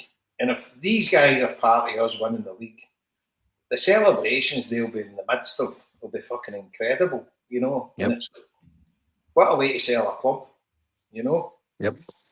Absolutely. It seems like an actual a character as well. He's a fucking geezer. I mean, did you see? I'm not sure if it was. I didn't expect him to have an American accent though. I thought he was actually like 100%. You know, Mexican. It was Mexican. No, he's from LA. But I think that makes it. I think that's better as well because he's the immigrant, isn't he? And he's proud to be did you not Mexican. see? That's what I was going to say. I don't know if it was AI, but I saw a picture of his back tattoo. Oh, his tattoos, aye. Aye. It says "Son of Immigrants" on his back. Aye. Oh, it's fucking. He's definitely been in a gang at some point as well, hasn't he? He's fucking. The best photograph of him for the weekend was him running past the keeper. The keeper, the referee. The ref, aye. Oh, the best photo was him cuddling the guys in the stand. Do you know? Do you see the boys story next to him? They were like, I don't know if we should be cuddling him or not. You know, he's gritting the aim. Fucking, he's getting I want to see if your man that was holding the kid has a fucking selfie or something like that there on his phone. He was filming it with the kid. Brilliant, man. It's one of the best things I've ever seen at a Celtic game. See shit like that. See, like saying, "Oh, it's fucking they shouldn't go in the park and all that." Fucking get everybody on. I love it. See that. That is what it's all about. See, none of your fucking cunts out with iPads and shit like that. When you see that English Premiership and somebody scores a goal, just a full stand going absolutely fucking tonto and fucking loads on the park. I'm like, this is, and the thing is, you're not damaging any park. You're no fucking day. It's plastic pitch. Aye, just.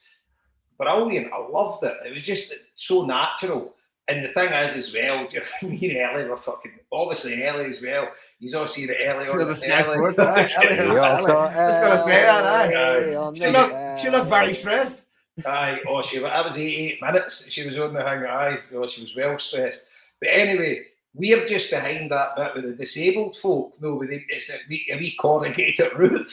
There's fucking loads on the roof, jump on the roof, and you're like, saw fucking some wee John or that in the wheelchair, fucking, they're fucking crashing through that roof and tapping them. You're like, oh, Jesus. Oh, man. John everywhere. I met John in the way out, and I'm like, he was fucking graphic. He's like, Jason, and I'm like, fucking, and I knew he was in there, and I'm saying, fucking, please don't collapse. You know, all with that, and it looks flimsy as fuck. They're going to jump on it. Oh, it was brilliant. It was just unbridled joy. Do you know what I mean? It was just classic. The only thing it was missing was the weekend, the trampoline. Remember him? We get fucked out in the That was the time we won the league. That was a 6-0 game. That was the only thing it was fucking missing. Get a trampoline back. Oh, it was superb. It was superb. You know, it was brilliant. And just one of the great Celtic days. And it's one of the, you know, see if you could write the script for any game. You would write that script, but see the pressure you get through, you know, because you don't enjoy fucking 96 minutes here. You know, it's the 1 minute you enjoy. It was like Fergus McCann said, supporting Celtic is never easy, but it's always worthwhile. Fucking right. Well, in a bit of a transition, I mean, the atmosphere and the support at that game, and at the end of that game, the way that it ended, and the way the support reacted, and the singing of my favorite chant is that the Celtic. I fucking love that. Love it. Right? It's undeniable that the fans are an asset to the players and the team. You seen McGregor at the end with the I'm not going anywhere. We're not going anywhere. Fucking like the passion. So that would lead me to believe that like a logical thinking man who wants to see this club do well, wants to see this team thrive going forward for this title run-in, would logically think the Green Brigade should be back in the stadium to provide exactly what we've seen there at the weekend. That passion, that energy, that support that lifts the players. It gives them the reason in the moment to fucking dig in. Yep. But yet logic. And Celtic fucking. Well, it's not even logic. It's fucking. It's care and respect for the team and the players. You know what I mean? It's fucking. It's your duty and your obligation to do the best you possibly can for the team that's on the park. That's the only fucking reason we're here. But those in charge at Celtic don't do the best for Celtic. It's been proven time and time again. So where do we go for here? Well, that's what we're kind of going to try and talk about. Scott, have you got some time to talk about the collective? Or can we talk about this? The sort of aye, we can fucking today. Let's go to town then. So to put some context on it, right? So we obviously know when the collective started. We know why it started. Due to the actions of those who support and who the collective represent, we managed to get a meeting with the club back in October. Now, well documented now. A lot of people went into that meeting expecting. A lot of people went into that meeting not expecting. People who have kind of clashed heads with Celtic a million times. But there was a whole load of fresh faces. There was a whole load of people getting in for the first time thinking that there was an honest meeting going to happen and there was going to be a bit of respect, and there was no respect shown. The people in the club that day kind of spoke down to people, treated them like idiots, refused to take any blame, basically any blame for anything that happened in the previous weeks or the previous seasons. They refused to accept any failures of the club, to the point that the representatives in the collective that day, a load of them were saying, what's the fucking point in being here halfway through the meeting? So we know that a big thing that came out of that day was that Michael Nicholson spoke about his own engagement with the fans and spoke about how he really needs to improve on that, right? And so the collective released their minutes. They released their own minutes. They made their own minutes a lot more sympathetic. So how did they react to that promise of more communication? Well, they didn't. They fucking just told lies. They stood in a room. They told the people, the collective, that there were actions. We'll take that away, we'll look at that. We'll take that away, we'll look at that. Now, the guys who'd been there before, they went, bullshit, we get the same pattern, but you're still kind of... So anyway, we know all that, everything that. So things have got worse. The Rodgers had left the club after that. I think the signings had already finished. We ended up bringing Martin in. Martin brought it back. We bring in Nancy. Then you've got the Peter Law leaving the club, having a dig at fucking supporters, and we've got the Green Brigade band. So this is me just summarising, right? Now, at the last collective meeting in Gracies, the decision was being made to boycott, right? It was in the room that day, it was a majority to boycott the game. Nobody wanted to boycott. I include myself. Nobody wants to boycott. The GB are still in the out. We didn't want, and we boycotted, right? The attendance was still 24,000, I think. There's official what they're saying. I don't know if that includes hanging. Before we kind of crack on to it, I felt those who went to the game and amazingly in protest to the protests missed the fucking point. I felt they missed the point. The boycott was an opportunity. They keep talking about unity. This word unity is used constantly. At the Falkirk game, a good percentage of the stadium stood up and sang against the board. If you stand up, you hate the board. And the next step was for everybody to suck it up, to join the boycott. That, in my opinion, to join the boycott, take the hit if you've bought a ticket to it, and show everybody that if we come together, we're a fucking amazing force. That's what the boycott was about. The boycott wasn't about denying them and money. It wasn't to try and squeeze out the board that day. It was about showing unity that what we could be. And I felt those people. I was up at the Grun just having a gander, looking at the demographic, right? And there was definitely the demographic, a lot older people, where we younger people, right? So I did get it. And if you went to the game, that's fine. It's the same as the people who go and buy stuff. That's fine. Go and do it. I get frustrated that you can't support us, but it's fine. So we've moved on. And that night we proposed a boycott. Before we move on, just let the listeners know, we've got our own collective and the HomeBhoys as well. And we voted, so Liam's on a 3-match ban because he attended the game, right? just to let everybody know. Yeah, right. Good. Carry on, Scott. Good man. We don't call him Longshanks for fuck all. Exactly. Listen, Liam had extenuating circumstances. I'd just like to point that out. He was taking his daughter. Fuck's sake, he takes her every week. No, he wasn't taking his daughter. Oh, he was meeting guys for Dublin with tickets. Fucking give them tickets and fuck off and boycott it.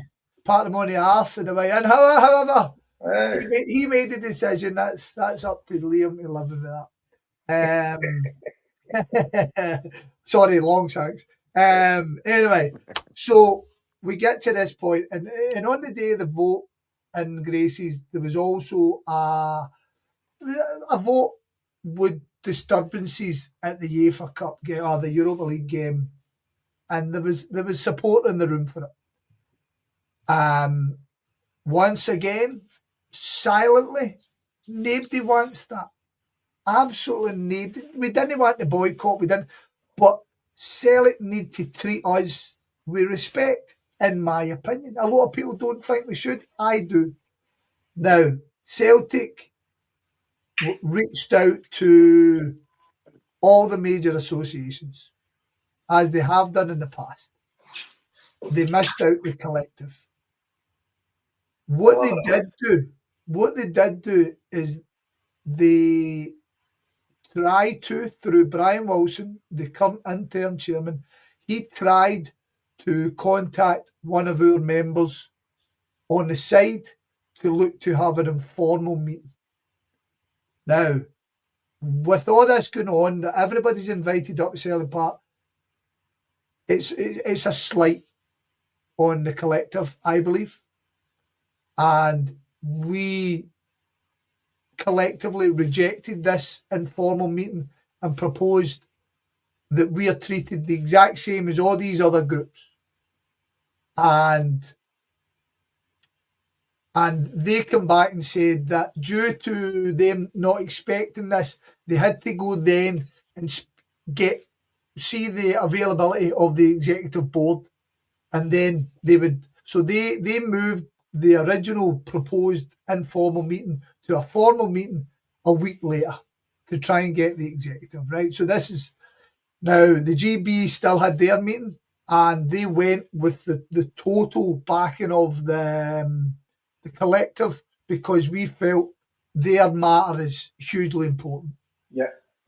So they went, and again, that's really the GB's position to tell you what happened that day. I've heard this and that and that. Don't think it was overly positive.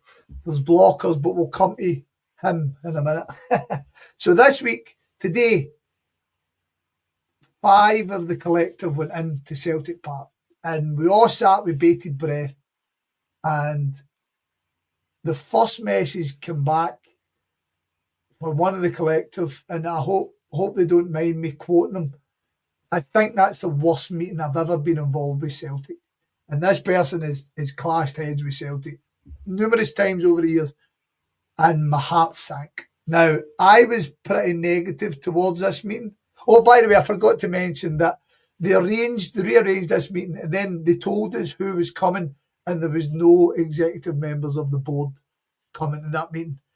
Coming to the meeting was your man Campbell, Kevin McQuillan was there, John Paul Taylor, and Brian Wilson. Now,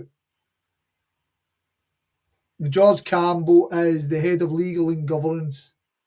Now, at the GB meeting, again, I heard that he just refused to listen to reason and just stuck to the script and lauded the board and their efforts. I think this meeting was equally so. But the fact of the matter is, you read all the information. So Michael Nicholson, Brian Wilson suggests that Michael Nicholson doing a great job. So there's a problem straight away, considering you're walking in the room. You're walking in the room suggesting that he should be removed. We've been told that fan media will not be getting back in because some fan media has went beyond the score. Right, that's can't be us in that, sure. Right. So I don't give a fuck what they think about us, to be perfectly honest with you. No, it's me, Mark, that I feel sorry for. He was going to start doing all the press. Exactly, mate. Yeah. But that's a different discussion for once I'm kind of done about the merits of fan media in itself and what it should be and stuff like that. And then the big one, the GB, and they spoke about it, they talked about it, and it seems that there is a blocker. Matt Hargreaves seems to be a huge problem in anything progressing positively on that score. But I don't. The feedback from our guys is, once again, is the club are they say, yeah, we've made mistakes, but that seems to be the end of it. Yeah, we've made mistakes. They refuse to tell us how they're going to rectify them. They don't tell us how they're going to. They don't tell us how they're going to improve. They throw out wee tidbits that are based on nothing. When challenged on the stuff that they said they would go away and look at, they were incredulous in their fucking what you talking about. So basically, what was spoken about that last meeting was flung in the same cabinet as all the other CVs that Peter Law used to have, never to be seen ever again. So these meetings, they're basically having meetings so they can say they're having meetings. There is no intention to give anything here. And the people in the room, as suspected the first time, are useless. They're all sitting there with their nice wee jobs, but they're useless because only one man is making decisions at our club. And I find that, we already knew that, and it depresses me and it frustrates me. And I found myself a wee bit more depressed and a wee bit more frustrated. The next step, so we had a wee get together to talk about what happened, and then in total excellent fairness to my collective members, they had a meeting with the signatories, a Zoom call tonight, and told them everything that happened, and took questions from everybody about where we moved forward. I was in the meeting for a wee bit before I jumped back on here, and I take my hat off to those who hosted and those who answered questions and stuff like that. But well, I don't know where we go. I don't know. That's absolutely thoroughly depressing, Scott. I don't know where we go because, see, to be honest, we were talking about it. I keep hearing podcasts. I put my hand up. I listen to loads of podcasts and I talk to people, getting people's opinions, and I'm not a shut book on things with regards to how we're going forward.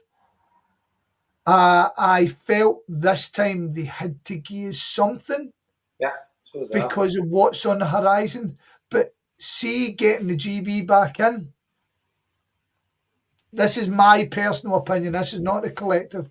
This is I don't think it's going to make a massive difference. Because the negativity around guys like me and lots of people and the boys and the GB, I mean, they might get back in. They're not going to become happy clappers as soon as they walk in the door. I mean, but what do you mean? What do you mean you don't think it'll make a difference? Right? Well, are the GB in the stadium now? No, I'm saying are they in the stadium now, Jason? No, but no, of course they're no. I'm no fucking stupid. But no, they are in the stadium. Oh, aye, they're at the games. Aye, they're at the games. We're all at the games. Aye, and, of course. And they're singing. If the GB come back tomorrow night, I wouldn't be surprised if the GB, right? And I'm not criticising them here. I wouldn't be surprised if the first thing the GB do is a big tifo that says F the ball or F UEFA, try and get us a fine, right? And I'm not against that. And that's still going to, you're still going to have the same arseholes sitting at Celtic Park, no singing. You're still going to have the same people who hated the GB will hate the GB at the end. Except for this time, they'll be expecting the GB to be fucking singing for them. There's a mingingness, there's a toxicity at Celtic. There is an absolute toxicity. We're no daft. We know that 100%. They are imbeciles. So why do you think? Why does people seem to think that? I keep hearing we just need to get the GB in and get the place rocking again. That's no happening. I just don't see it. Somebody said it there. If we get the GB in, we're just back to where we are in September. No. If we get the GB back in, it's the first step. But we still keep up the pressure. The bottom line is we need change. We need change as a football club. We're a basket case. Yes. 100%. Right? But the first thing they need to do is get the GB back into the stadium so that we can win the league. And by the way, this has not been melodramatic. They could win us the fucking league. Yep. I'm not kidding on. It's a morgue going to Celtic Park. It's a disgusting. See, going to watch Celtic all my life. I'm 54. I went to my first game when I was 4-year-old. I've not been going every week for I was 50, but I've been going every week since for 40 odd years anyway. This is the worst atmosphere ever at Celtic home games, ever. It's never been worse. It's pathetic. It's abominable.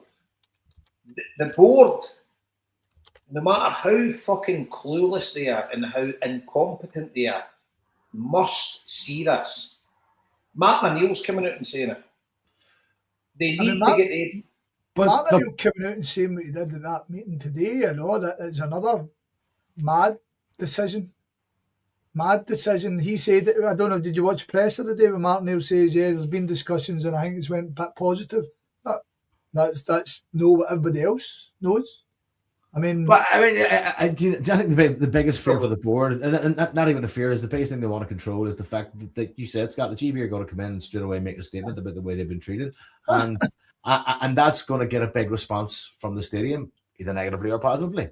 I mean, that's going to. But here's the question: see if you're the Celtic board and you're sitting there and there's a protest banner against you across the stadium, get some fucking thick skin. I mean.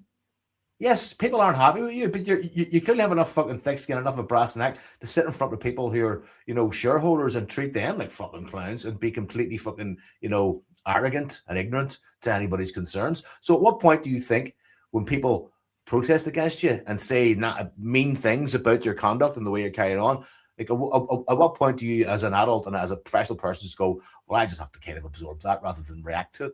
You know what I mean? Rather than respond to it in some sort of way, assertive way.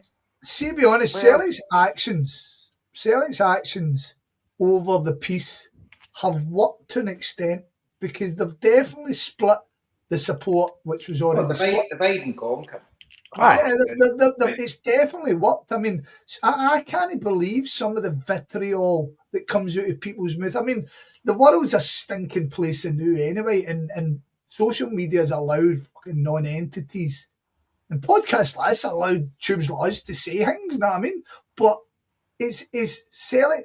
But what's scaring the living daylights out of me? And again, we've spoken about this. What is scaring us? Celtic are full of sound bites and nothing. There's nothing. They've indicated nothing is going to get better. They've not suggested. I mean, do you after the Nancy thing? Do you trust Celtic to get a good manager in? No. Nope. Do you trust Celtic to if we get rid of Michael Nicholson? Do you trust Celtic to get somebody in who's going to kind of lead us into a new generation, or to be? There's nothing. I don't trust Celtic for anything. Exactly, and that's scaring the fucking living daylights out of me. But see the and thing this is, was an opportunity. But right, so this has depressed the life out of me because I mean, even every time there's a meeting coming up, I say to myself, surely they're going to realise what they've done and they're going to try and fix it. But they don't. No. They keep saying we need to communicate better. They don't get any communication from them. They get nothing. We've made mistakes, right? So how are you going to rectify the mistakes? Can you list the mistakes and you tell us what plans you've got in place to rectify them and move us forward as a club? They're losing money hand over fist for merchandise. They're losing money hand over fist for match day takings and whatever. They've got season ticket renewals coming up. So it's kind of quite clear that there's, and I'm not saying ever the boycott it won't renew, right? And far from it probably. But they've got 25,000 that will renew because they're the ones that went to the game, right? Some of them actually haven't even season tickets. Maybe they would buy them, maybe they wouldn't, I don't know. So say you've got a guaranteed 25,000 that will buy season tickets. See the rest of us. See if this keeps going in this negative trajectory between now and the end of the season. We've all got a massive decision to make. Yeah. And if we can get together as a collective and say we withhold our season ticket money, we'll see this mythical 10,000 in the waiting list push, see how that goes. But there has to be proper action took from now on in. You know, because that's my opinion anyway, Scott. No, but I suppose that message then is that the board is either you change what you're doing or we change fundamentally what we do in supporting you to quite an aggressive level. See, the thing is, right. I'm going to answer your man James Wallace name, and then we'll come back and we'll chat again, right? So I'm going to put it up here. So what is next for the collective? The board are not going to give an inch on anything. Thoroughly depressing, but can't see a positive. James, right? So I'm kind of with you in terms of it is totally shocked me. It's shocked me by how much Celtic either A, aren't allowed to give us anything, or B, all of them collectively just won't give us anything. I'm very surprised. I'm surprised that they've allowed Celtic to lose money on merchandise. It has shocked the living daylights out of me that nothing has been forthcoming.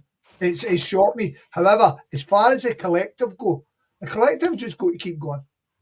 If we are still going to games, we've got to keep going, and we've got to keep attacking, and we've got to keep, because we've got to keep grinding them. We can't give up. There's no point starting if you're just going to give up.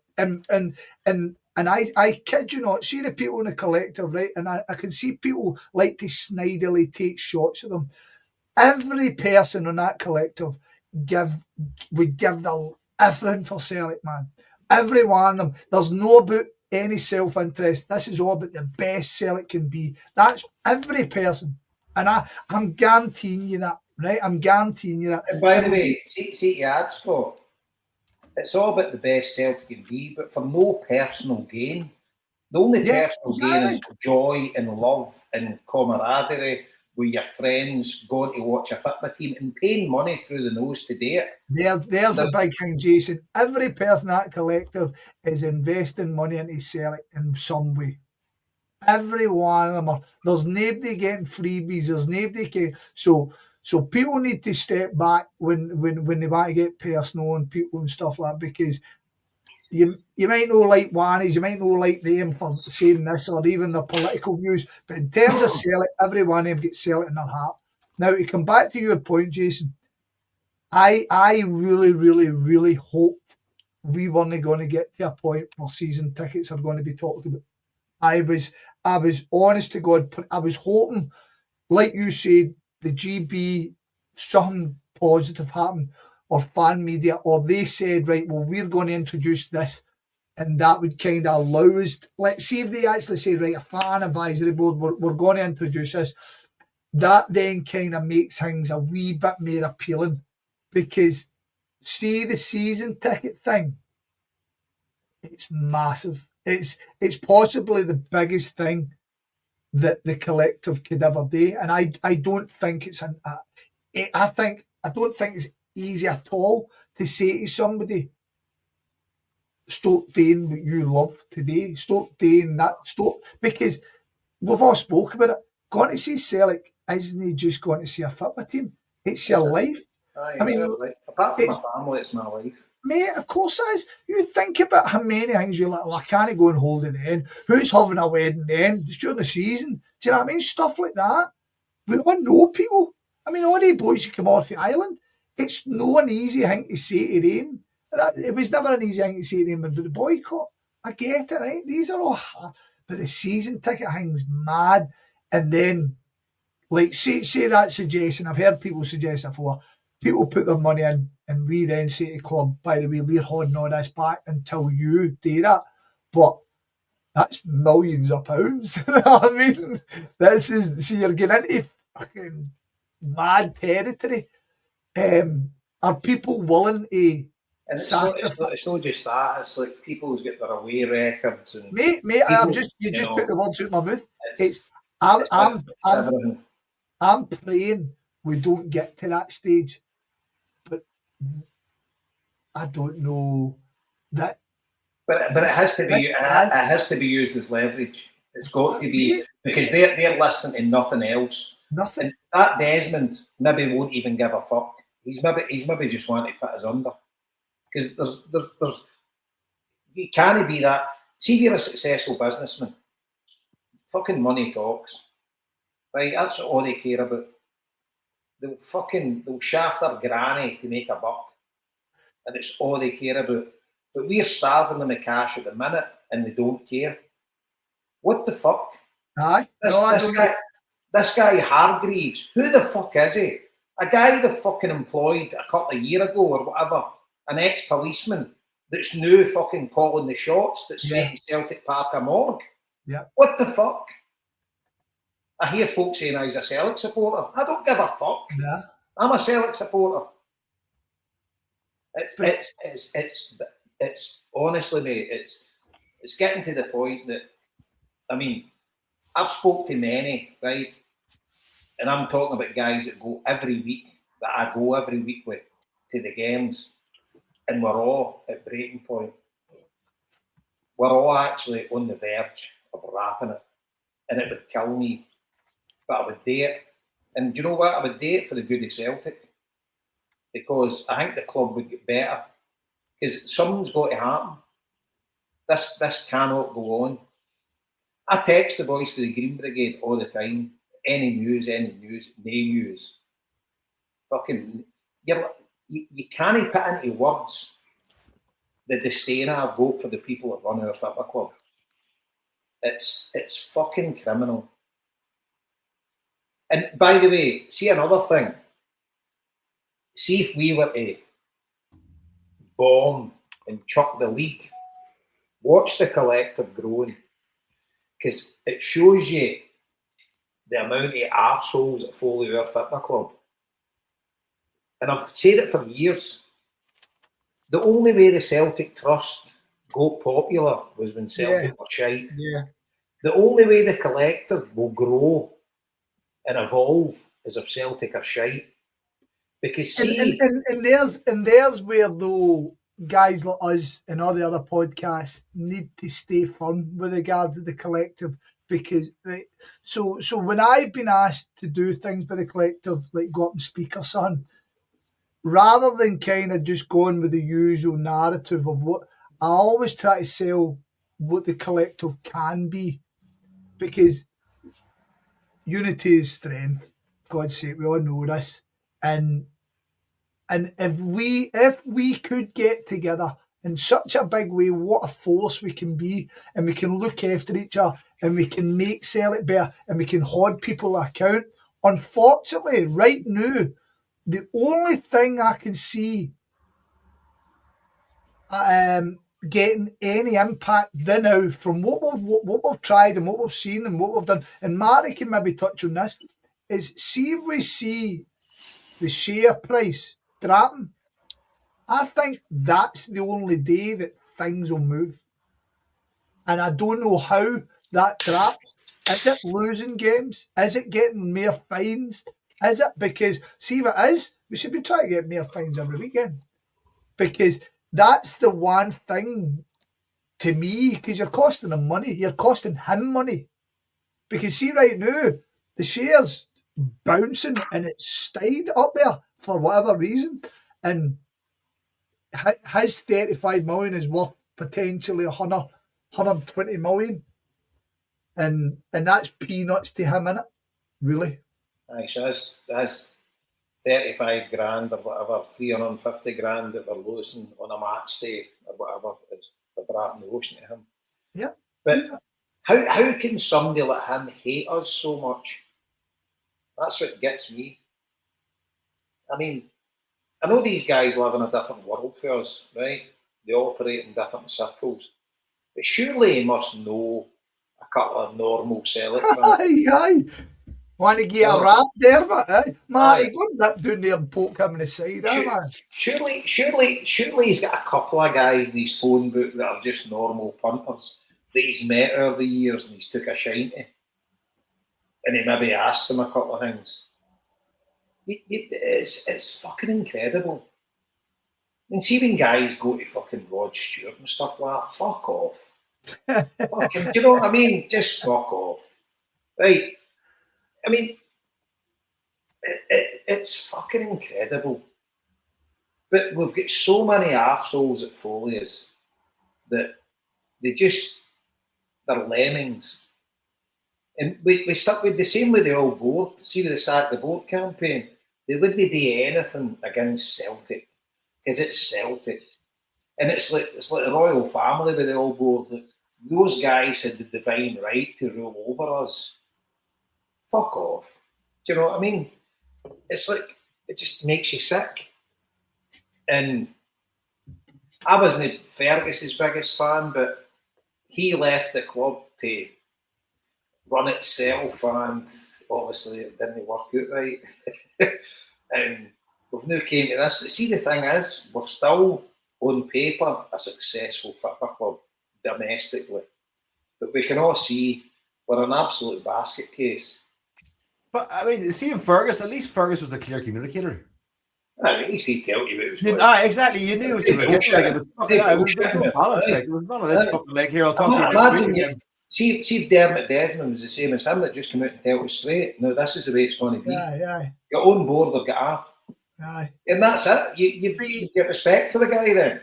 You definitely feel, right? And I think it's now, we're being punished, aren't we? For kind of... Aye, it's like being treated like fucking serfs, for fuck's sake. We're being punished. But the thing is, as well, we all fucking haven't gone. You go to the game tomorrow night and you're fucking buzzing, you're jumping about and it's like because that day 11 guys on the park mean everything, and you want them to win, right? But there's an ever expanding gap in my soul over this. I mean, in my heart over this, like, as much enjoyment as you get out of a game, say at the weekend, like a last minute winner, there's a widening hole in my fucking sort of belief and expectation and fucking passion for the structure of the club, that it just fucking keeps on fucking nagging at me like a sore tooth, just going like, that was great and all, but there's still this fucking unbelievable shit show going on the side. It's a distraction. So it's a distraction, for content creators and the media. It's a distraction for us emotionally. It's a distraction for us, in our friend groups. You know what I mean? To bring it back to the GB, right? So you got to put the GB thing in context as well. That we were told that the reason this thing at Falkirk happened was, well, they basically set up the GB to fail, didn't they? And then this situation that happened again, the one that people want to kind of criticise him or the GB about because they don't self-police. Frank McAvaney was embarrassing himself on his show about it just recently as well. Another arsehole. Right? So you've got this, and the GB were told that this was used to break the collective because the GB were seen to be a huge part of it. Now, the GB's reaction to it and the collective's reaction to it, I think, has been excellent, and it's very much what I think we're all kind of about. Always about the supporters, all about the people, look after ourselves. And then they went for the fan media. But the GB thing, to be stumbling at this Hargreaves. Now, Hargreaves claims he was threatened at the AGM, right? And I've heard one side of it. I've not heard his side of it, right? But I've heard one side. And for a cop at that level to claim that as a threat, then fucking the world's gone. Yeah, But, to put everybody in the picture, it was a statement that was made to him. Yeah. It wasn't a threat. Yeah, exactly. So I mean, Somebody it's not our place to say what it was, right? So I apologise for being vague. I hate when people do that. However, that's what it is. But it's quite an odd stumbling block in it. But what the GB matter does, it still muddies the water, doesn't it? It still does, because as somebody says, the GB get back in, we're basically back to September with all the same problems, all the same concerns. I mean, the only thing that's happened is Peter Law's left. And Peter Law left fucking sticking the fingers up. So Well, then, is that what they're thinking? Then do you think just going like, well, we can let them back in, but they're still going to fucking hate us, so fuck it. May as well get hung for a sheep as for a lamb. But the thing is, you let them back in, that they 11 guys in the park could win the league. You don't let them back in, there's a chance they won't. But it's the 18th of February, right? Mark my words. If we don't win the league, the club will blame the fans. Set your fucking clock to it now, put the kettle on. There'll be a statement at the end of the year saying that the fucking unprecedented disruption created by the fans had a negative impact on the team this year. Blah, blah, blah. And I'm telling you that now, it's February. Thank God, I hope, fingers crossed it doesn't happen. But you can fucking set your clock by these cunts. I don't argue with that in the slightest. I mean, I think they're already blaming us. Accountability is like a fucking virus to these people. There's nothing being offered. There's nothing at all. They keep saying, we're going in circles here, but they keep saying, aye, we kind of made an ass of this, but we made an app. No, guys like you, Joe, fucking downloaded it, yes, Snyder. Yeah. Just wanted to see what it was like. I was hoping it'd be shit. Wait till they start charging Joe the Patreon. Joe's €10 a month. Aye.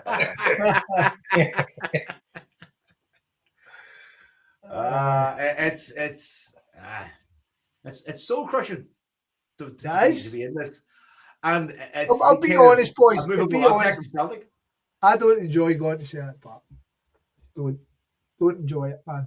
There's nothing. It's no good. And I hate giving either one of the two rotters any credit, but see Ibrox against Hearts, that fucking atmosphere was buzzing, man. And you think they came to Celtic Park and fucking outsang us. They're funding tifos for their ultras and everything. Yeah. You know, it's like you just say to yourself, what planet are we living on here? Yeah. You know, fucking you go to Italy and the fucking ultras are fucking having meetings with the team, you know, dragging them out, they're saying you need to go and meet them, you know, and we're fucking sitting there. Somebody made a statement to some dick that's fucking got a fucking job 2 years ago at Celtic. Oh, get them all banned. Remember McGeady was talking about Moscow. He says the ultras turned up for the training and one of them had a gun. Aye. I mean, You forget about that, didn't you? You forget. fucking beggars belief. What about fucking my mate Atlan, fucking Roder? He just went right into the director's box and grabbed the fucking chairman out. Did this not happen this not happen somewhere else the other week? Did I see this in Italy? Was it Italy? Happened last week. Barry. Barry, that's what it was, aye. Barry. Still Pugliese. Yeah, you can't beat Puglia. Stormed the VIP in the fucking. But again, that speaks to a wider sociological symptom in terms of. Atlan gave me all this. I've got stickers up the stairs in the drawer. I'll give them Scott for the wing. Atlan, they get stickers made. Atlan fucking dragging them out. My mate went right into the fucking director's box and just pulled him right out and kicked him out the front door of the club. Boy never come back. Yes, Jason, give me these stickers for the wins. Oh, they're a bit young for that. I'll give some of the boys with the pub. They're into that shit. You know how I love a bit of football chat, but anyway, he gave me the one. What the fuck you want me to do with him? You can't get him putting stickers up in places. I tell you, the other time I done it with the Waynes, we had a whole load of stickers. It was a day before the 100 and the missus was away outside the boys, so we went into town and we were all decked. The two of them were decked out Celtic stuff, and we had all these stickers, and we were sticking them on things and then bolting. So running away, like I was like, "Watch the coppers hated doing it." And we done it for like about an hour, man. And the two of them like, "Think they saw us, think they saw us." Like, it was a great day. But anyway, right. It's like these guys have been used to like running companies or being part of companies, right? In a non-football sense, and you bring them into this environment, and it's totally alien to them. You know, they might be a fan of a football club, but they're now responsible for basically talking about 100,000 folks' lives. Because basically folk invest everything in it. I mean, let's face it, out of 24 hours, you're spending fucking 8 hours a day thinking about Celtic. 100%. Well, think about us. I mean, sitting doing this. The mad thing is, we've done 2 podcasts in the best part of 2 months, and there's people kind of going, "Where are HomeBhoys? Where are they going? Who wants to listen to us?" You know what I mean? That just shows you people are desperate to sit and listen and talk about Celtic, but and these guys, they could just be easily better, man. God almighty. And they would, we'll say that a million times. Well, certainly me, I'm desperate to go up to the Grun and spend all my money in the club. I'm desperate to go to the games and know how to argue with guys beside you because you're singing sack your boards, you know what I mean? Just pish, mate. Incredible. But are we getting up? Fuck that. Exactly. We're not giving up. The message so far from Celtic is the message from Celtic is there is no message and things will move slowly if they move at all. We can't wrap up. We need to have you back to Stuttgart. The team deserve it. No, I need to go to bed. That's what I need to do. I was needing you to do the Stuttgart thing. Stuttgart will look after itself. By the way, good team, man. Good team. They look good. Nah, good team. That's the same. Look after itself. I wouldn't put it past us to get a win, but look after itself. Nah, see their manager. Their manager was a guy, right? So Sebastian Hones, I think he's the nephew. He's definitely he's the nephew of your man Uli Hones at Bayern. And he came through Bayern reserve team. And I'm sure it was Hoffenheim when he was at Hoffenheim, I wanted Borussia Dortmund to get him as a manager. And he's a really, really good man. I think he's fucking younger than me. He's a really, really good manager, clever guy. Last season was a kind of disappointing season for them after the previous year. The previous year would have finished second, I think, second or third. But last year they had a kind of poorer league, but they still won the cup last year, but they're back to their form this year and they look really, really good. I would have them up there as one of the teams that maybe win the Europa League if we're not going to do it. But they're really good. They don't seem to be great away from home. But home they're a kind of machine. The big boy up top, Undav, he's in a fucking hot spot right now. He's I think he's scored 12 or 13 in the last 12 or 13 games. Not even maybe his manager. Dangerous. Big Zagadou at the back. I remember him for Dortmund. So what fucking just a good Okay, team, see on that, Scott. I'm meeting a guy, Thomas Demora. Him and his daughter, his 14-year-old daughter, have gotten 2 tickets for our end. Brilliant.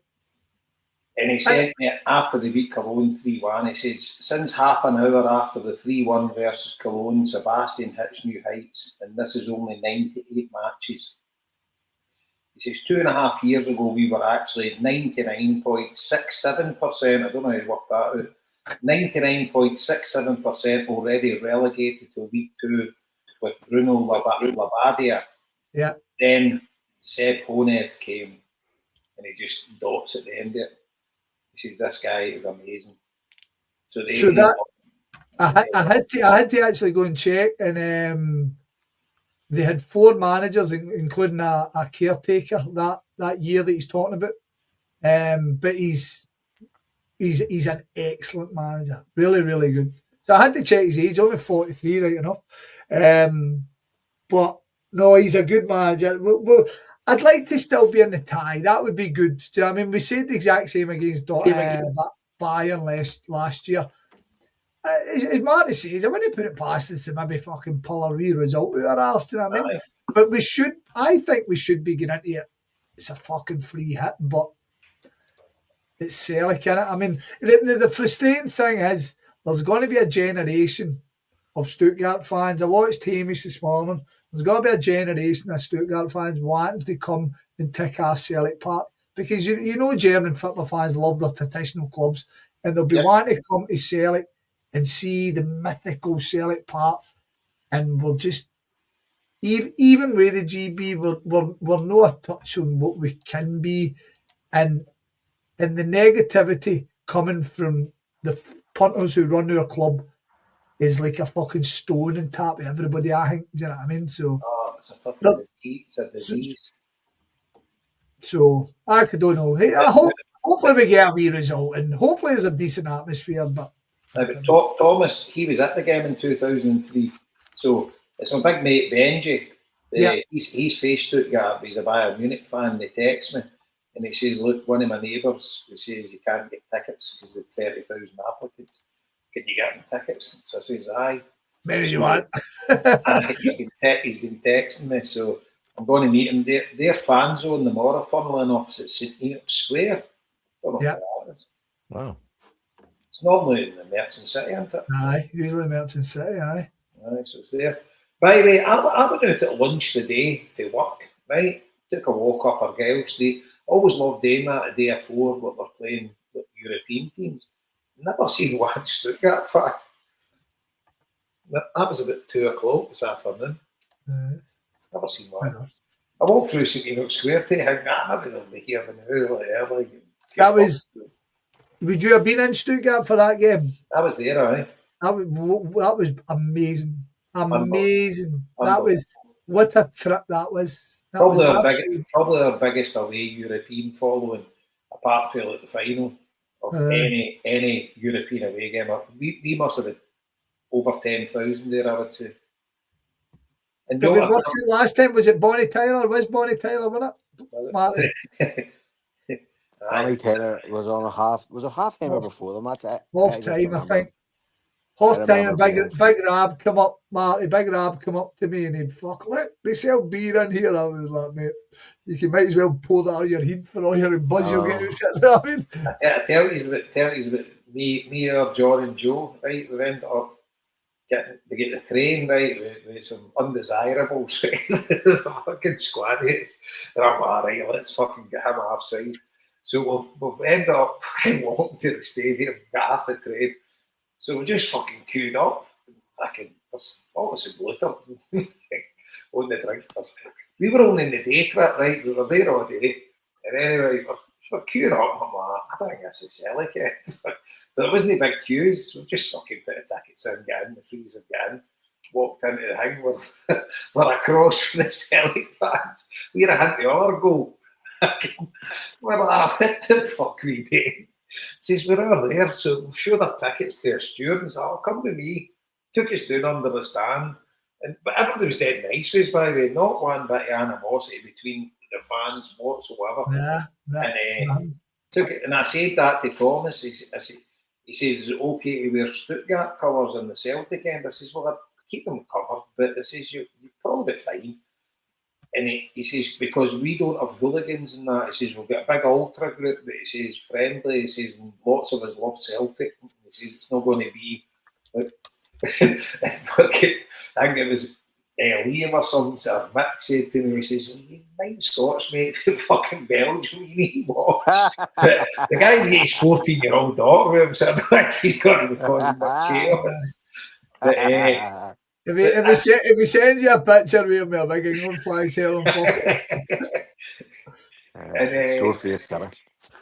he actually sent me a big thing because he went to the game at Ibrox. They played the Hunts a few years ago, and he says he met a guy and he says he was very friendly and he took us a tour and all that. And he says, is it okay if he comes with me? And I'm like, what are you talking about here? I says, I'm going to quit. And he started laughing. He says, I'm only kidding you on. He says, you think us Germans don't have a sense of humour? But so when we were in Stuttgart, the guy frog marched us right through under the stands. There was like a door that he could take us that wasn't in like where the pie queues were and stuff like that. Took us this corridor all the way right through, right to the Celtic end, says, shook our hand, says, goodbye, enjoy the game. Okay. The next time you're in the Celtic end. Before you know it, I'm up in the fence at the front. I can hear it loudly. So, holding out for a hero. What a trip, man. But it was class. And they've got a new stadium now, haven't they? It's in the same site, but they rebuilt it, didn't they? No, they never, right. I am not saying this with 100% authority. Right. But I don't think they rebuilt it. I think what they done was they rebuilt it inside the stadium. They rejigged it so they get rid of the running part. Because it was massive. They didn't need to know, but obviously they built one side at a time or whatever, I don't know. But it's in the same site, but it's just like a new kind of stadium that was kind of rebuilt. Because it was big running track and big. It was massive, the stadium. The Gottlieb Daimler. That's right. Do you know what he said to me as well? He says, what's your favourite type of German car? I'm like, I don't like cars. But there you go. Sorry, Jason. Just as you say, right, because I knew they lowered the pitch so they could kind of, but they totally demolished the two areas behind the behind the goals and broke them in. So there was no, I knew they'd done something. So it cost them 80 million to do that. Aye, fair play to them. It's a crack stadium. So what he said to me was he messaged me the other day. He's like, Jason, what's your favourite type? Because now Stuttgart's the home of, I think it's Mercedes, BMW. They've got, it's all the car garages are all there. So anyway, he says, what's your favourite type of German car? I says, look mate, I'm not really into cars. I says, I'm into Celtic. That's it. I says, I drive a white car. I says, I couldn't even tell you the make it. And he's like, oh, I had a present for you, a Mercedes t-shirt. I says, look, mate, just bring the weather with you. I don't want any presents. I've got visions of me going to meet him tomorrow at 5 o'clock and won the tickets there and he's wanting me back. I don't fucking want any. Right, I'm boosted. I gotta go too. Right. I hope your team wins tomorrow, man. Good night, God bless. Let's hope for a good performance with some sunshine. Nice one, man. I'll speak to you soon. Yeah, fellas. Hail.